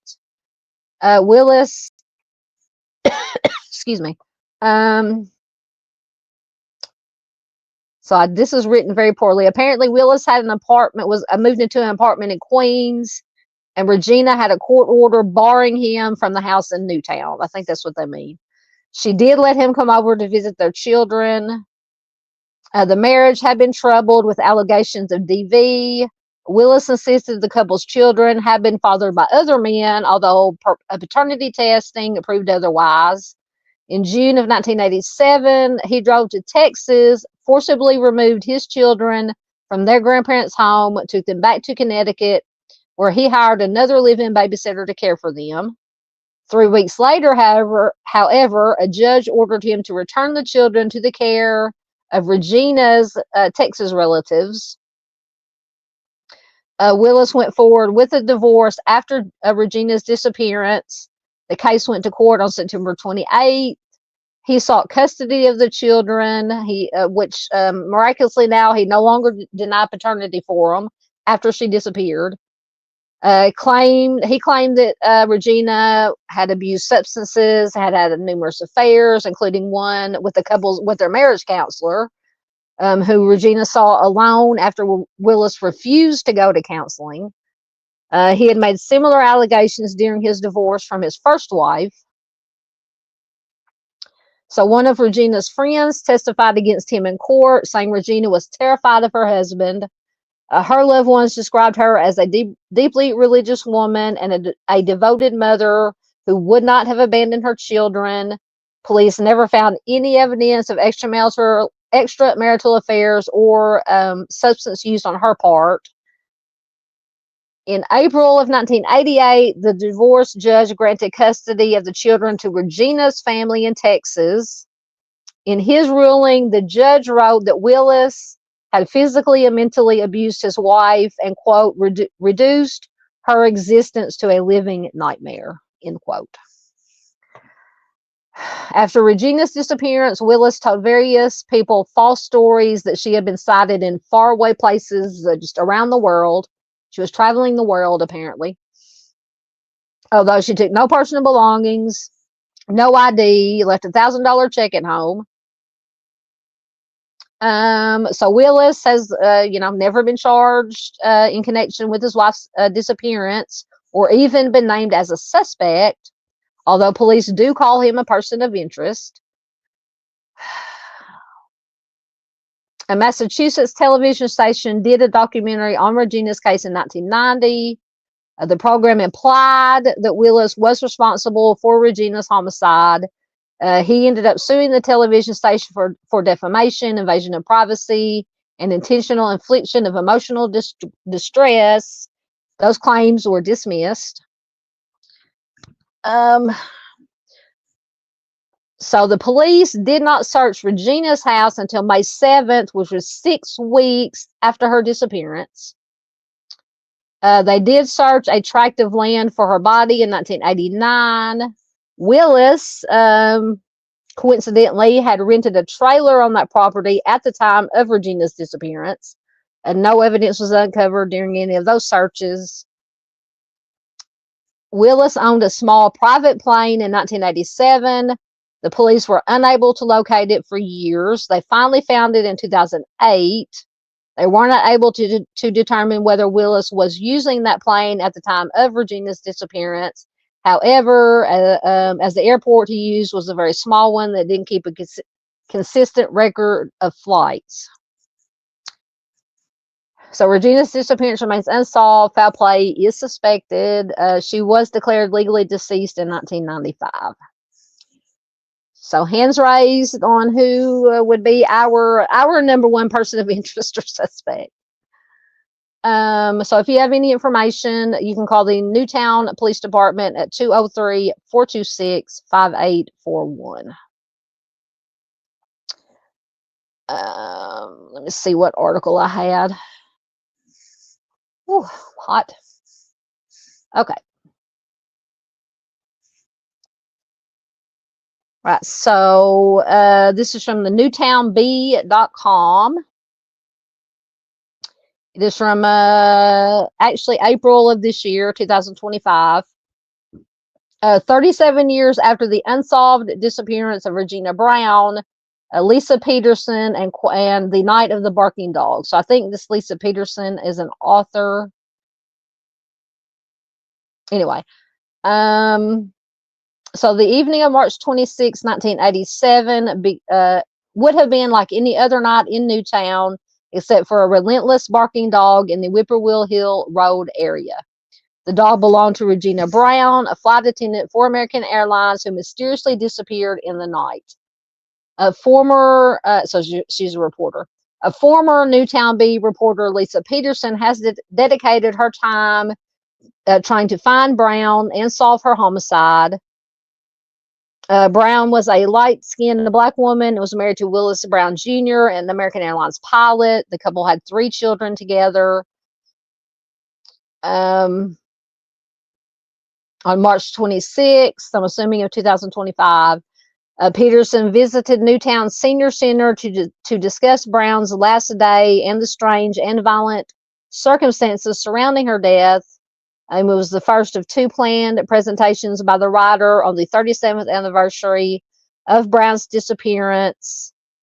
Peterson also spoke that evening somewhere else.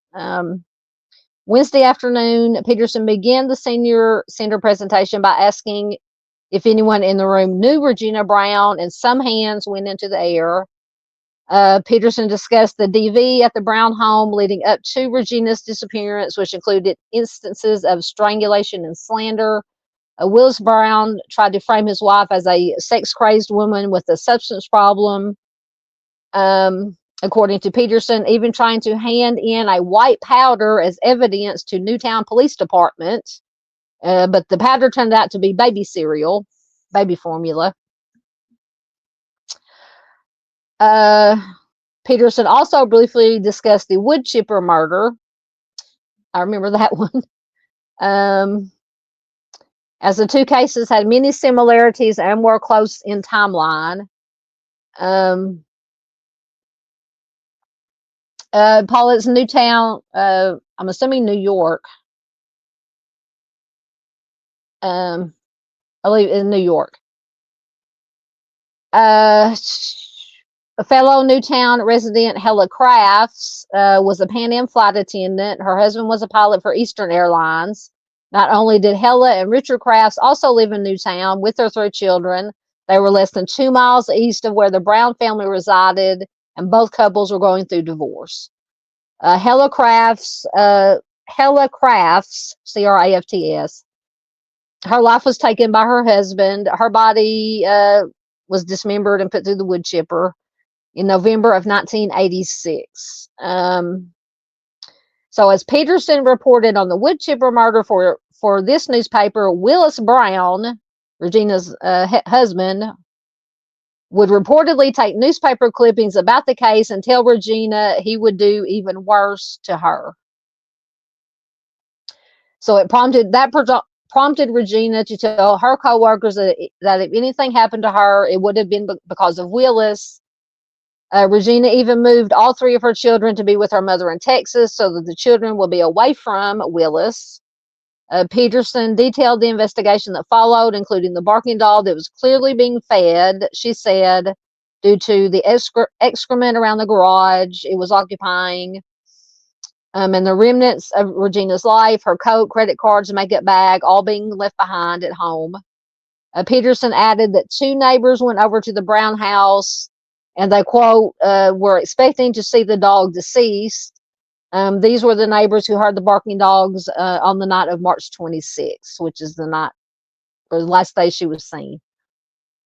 Peterson continued, saying one neighbor had peeked into the house on March 26th and saw the dog tied up in the breezeway, and that is why it had been barking for hours on end. When the neighbors returned to the house a week later, the dog was untied and in the garage. Peterson said that there was a fresh bowl of water, a fresh bowl of food, which the neighbors found very disturbing. When the neighbors saw this, that was when they reported Regina missing. So Peterson noted that Willis had some strange post-defense behavior, which is what a suspect does after a crime, according, who fed the dog in the house the week after Regina disappeared.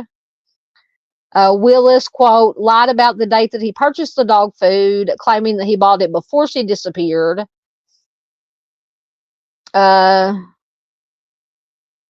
See who is saying that. Oh, so Peterson said it was before she disappeared on March 23rd, but then he admitted later that he fed the dog on April 2nd.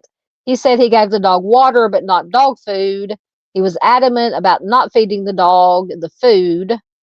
She added the food purchased was from Grand Union, a store that Regina had stopped patronizing after one of the cashiers reportedly used a racial slur against her. So Peterson says, so clearly somebody bought that food and somebody fed the dog. So once again, Regina was declared legally deceased by probate court in 1995. Her body has never been found. Following the disappearance of his wife, Peterson said Willis Brown moved back to Block Island and opened Moped Man, which is a moped rental business. Peterson shared details of meeting Willis at his business on a trip that she took to Block Island 2 decades after his wife's disappearance. Peterson stated, he shook my hand. He had this great big smile on his face. And when he shook my hand, I had chills up the back of my neck because he has these enormous hands that people had told me about. So apparently he has big hands. She said, I was just envisioning those enormous hands around Regina's neck as he shook my hand. Peterson recalled not being able to get the words out regarding Regina's 20-year disappearance before Willis cut her off, walked off to a barn on the property and locked himself in. So when when she mentioned Regina, he walked off, went and locked himself in the barn. That's not normal behavior to me. I mean, Peterson also shared details about an alleged self-harm in relation to Willis Brown.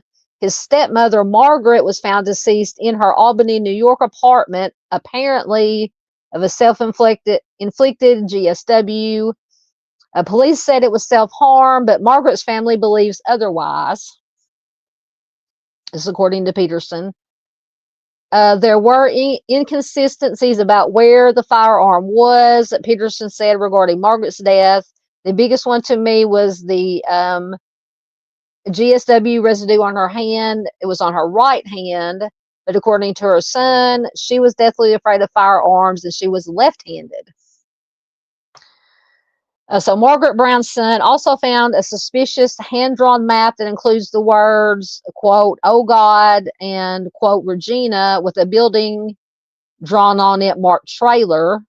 So didn't it mention earlier that this piece of land they searched, he owned or had a trailer on this property, if I'm correct? So Peterson said she believes that Willis took the life of Regina, though there was never enough evidence to convict him. Willis passed away at age 89, and Peterson assumes that it was complications of dementia. She still hopes, she said, the police will somehow be able to finalize their investigation into this case and declare the case closed, that Willis Brown was their suspect who committed this crime. So following her presentation, Peterson took questions from the crowd. The first question regarded Richard Crafts and whether he was still alive. So that was Hella Crafts' husband. Peterson answered yes, so she is unsure about his whereabouts. He was released from prison in 2020. I didn't know that. Another audience member asked if Regina and Willis's children, whom Peterson talked to and met a few times, remembered anything about their mother and her disappearance. Peterson answered that the middle daughter, who's about 4 or 5 at the time, her only memory of Regina is the incident where Willis is choking her in the bathroom. Oh my God. So about the only memory that this little child had at 4 or 5 seeing her father choking her mother. So the older child, according to Peterson, shares this memory, and she can just imagine how traumatic it was for them, because after a couple of years, the grandparents lost custody of the children in Texas. So I wonder where they went to. Peterson mentioned that the custody battles in court were too expensive. So did they give them back, the kids back to him? So another attendee asked about the hand-drawn map and if there was any forensics to determine who drew it. Peterson answered that it was sent to the FBI for handwriting analysis. And it was determined that Willis's father or stepmother did not write the map. So they were ruled out, but apparently they couldn't rule anybody in. Peterson said, I always thought Willis Brown wrote the map himself and that it's a red herring. I also believe that he was involved in her death, either with his father or by himself. Interesting. The last question regarded Willis and whether he ever remarried. Peterson said no, but noted he did have another child with another woman, and he had the 4 daughters with his first wife. Peterson said she divorced him. In that divorce paper, she said that he had tried to strangle her several times as well. Oh, goodness gracious. All right. So that is that. I think that was the last one we had. So let me get into your comments and we'll get out of here.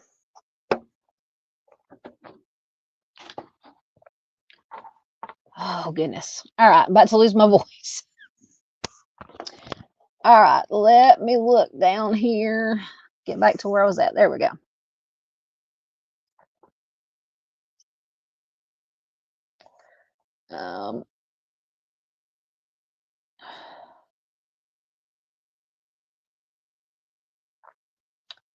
Yeah, Miss Barb says something strange. I don't know. Everything about this case was strange. Well, to me, this one was not so strange. In my opinion, this one is kind of cut and dried for me. That's just my opinion. I'm not a professional, but just trying to use my logic and critical thinking skills here. What little that I have. Yeah. So, like I said, they said, they searched this piece of land that Willis, the estranged husband, owned or had a trailer there at the time Regina disappeared. They didn't find anything, so they said, mentioned in this article, that could have been a red herring. He was just trying to throw them off from if allegedly, if he had anything to do with it, just trying to throw them off the trail of where she really was.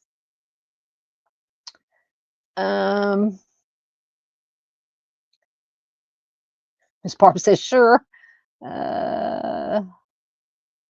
Which program? What are you talking about, Miss Paula?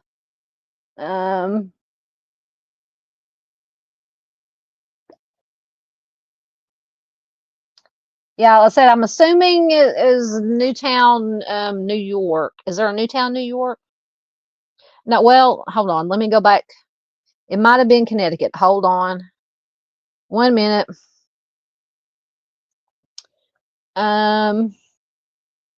No, it was Newtown, Connecticut. Newtown, Connecticut.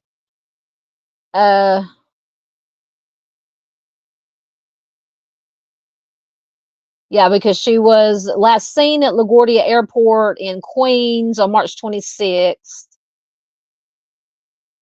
But she resided in Newtown, Connecticut at the time of her disappearance.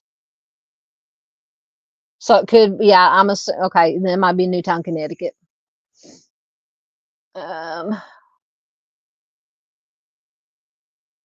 Yep, Miss Paula wants to know how everyone's night's going.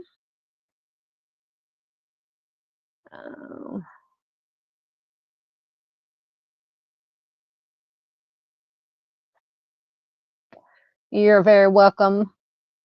I'm doing my best. I know it was kind of out of control tonight. I don't know. My brain is just, I don't know.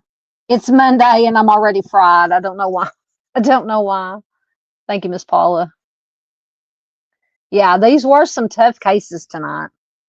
I mean, and I do research and read all this information, before I present it, obviously, but, sometimes it could be, because sometimes I put these cases together maybe a week before, so I kind of forget maybe a little bit. I get, my mind goes in 1,000 different directions. So when I reread it, when we're doing this, it kind of, the shock comes back again on these kind of cases. So I'm just like, oh my goodness. And then sometimes if I may have just kind of skimmed over an article, I didn't, but when I'm reading them, I get into the details and I'm like, wow, I missed that the first time I read it. If that makes any sense. Thank you, Miss Farr. Yeah, my opinion, Mr. Willis Brown would be number one on my list. Like I said, my unprofessional list. I'm no professional, but yeah, because he was, I don't know. To me, I may be just reaching here, but to me, the very detailed description about what she was wearing, down to the size of her bra, size of her shoes, and the Jewelry, but then if it says she may have wore the same. It says she was wearing a gold rope necklace with diamond pendant. She may have worn that all the time. So but I don't know. Something to me about that is just very, very specific. So like I said, I don't know if, I'm assuming he gave the description of the clothing because he reported her missing and the best friend reported her missing both. I'm just going to assume that he was the one that gave the description of the clothing, since assumingly he was the last one to see her. And then he was in that area, bought the dog food, or was in that area that day that she was last seen. He first said he remembered buying the dog food, but didn't remember anything else about that day. Maybe because you didn't want to.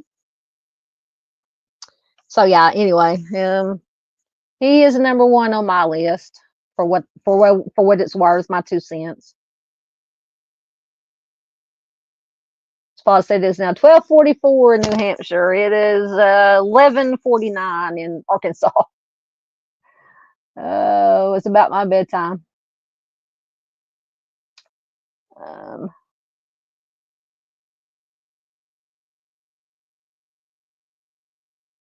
Yeah, Mustang says 11:45 in Arkansas. Yes, ma'am. Missouri is 11:46. We're having roll call here. What time is it in your part of the world? Yeah, it's been a long week and it's only Monday. Are you talking about last week? Yeah, I don't know. It's just, I don't know. I think I woke up in like a weird mood, just, I don't know. I woke up weird today. I guess I woke up on the wrong side of the bed today. I don't know. I woke up on the goofy, loopy side of the bed today, apparently. All right, I think I'm caught up. Let me make sure that was the last one. Oh my goodness, what did I do? Hold on, I hit the wrong button. What am I doing? What am I doing? Oh, now I've really messed stuff up. There we go. Okay. Sunday says today was odd. Yeah, I don't know. Was there a full moon? I think we're past the full moons. We had the harvest moon way back, a couple of weeks ago. I don't know. Maybe there's something in the air. I don't know. Anyway. All right. So that was the last one that I had. Okay, guys. Before I get even loopier.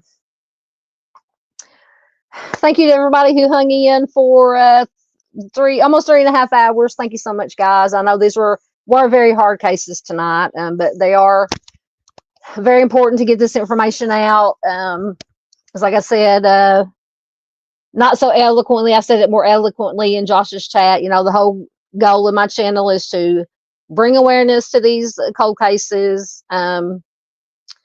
encourage productive conversation, discussions about cases. I forgot again. Encourage people to come forward with information. That's why, because sometimes in my comments, people will say, well, why do you feature cases where, like this, where, we don't know, obviously, but in my opinion, the husband had something to do with it. Okay, I'm just going to say it. I usually don't this is just speculation, but in a lot of cases, people say, why do you, when you most likely know who the suspect is, who did it, all that kind of stuff, why do you feature those cases? Well, for one, the victim is still missing. They haven't been found. And for two, by featuring these kind of cases, somebody somewhere who knows something may happen to stumble across my little channel and see this and have the courage to come forward and say something if they know something. You never know. You never know. You never know. But anyway, so I just completely lost my train of thought as usual.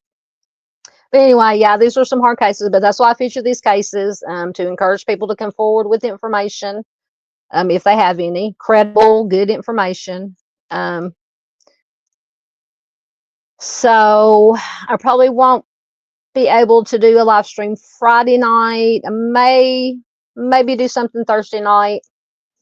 Maybe something a little lighter. I don't know. I was thinking about doing, let's see, what's today? Today's the 20th. So we got 11 days till Halloween. Oh my goodness. There we go. I'm gonna end up kicking myself out of the studio. Thinking about doing like a spooky true crime, mysteries and conspiracies at some point. But I might come up with just something to do Thursday night. And then next Monday we'll have another, obviously, Missing Person Monday live stream. So I think what did I say? Alaska, city in Alaska. So if anybody has any suggestions, you can throw them in chat, throw them in comments after the live is over. I may look up and just see what city or region in Alaska has the most missing person cold cases, or go. Somebody mentioned Matt. I think he's already gone. That Matt featured a lot of missing cold cases from Alaska. So I may peruse lots of reunification and pull some cases from there from Alaska. See what I can find. Anyway, once again, thank you to everybody who was in chat. Thank you to Replay Crew. We love our Replay Crew. Thank you to Lurkers. We love our Lurkers. If you're new here, if you haven't subscribed, if you like this, if you found this content interesting, informative, please consider subscribing. If you'd like to donate to the channel so we can keep doing this, donation links are in the About section. Thank you once again to Honeybee for the $10 super sticker. Everything that's donated and everything I make from the memberships and anything goes right back into the channel. I don't make any money off of this, but just much appreciated because it does help keep the channel going. So I think that's it. I love you guys. Have a good week. Hopefully, maybe I'll see you Thursday night with a live, something a little lighter, maybe just I'll peruse Facebook and gather some missing persons flyers, and we'll just have a missing person poster Thursday, something of that nature. Just have anything else that may come up that's happening in the true crime world. So everybody have a good week. Be careful. Sorry, I'm trying to multitask as usual. Be careful, just always be aware, and take care of each other. We are all we have in this world, so we must take care of each other. And I will see you guys either Thursday. If not Thursday, definitely see you Monday. Thanks, guys.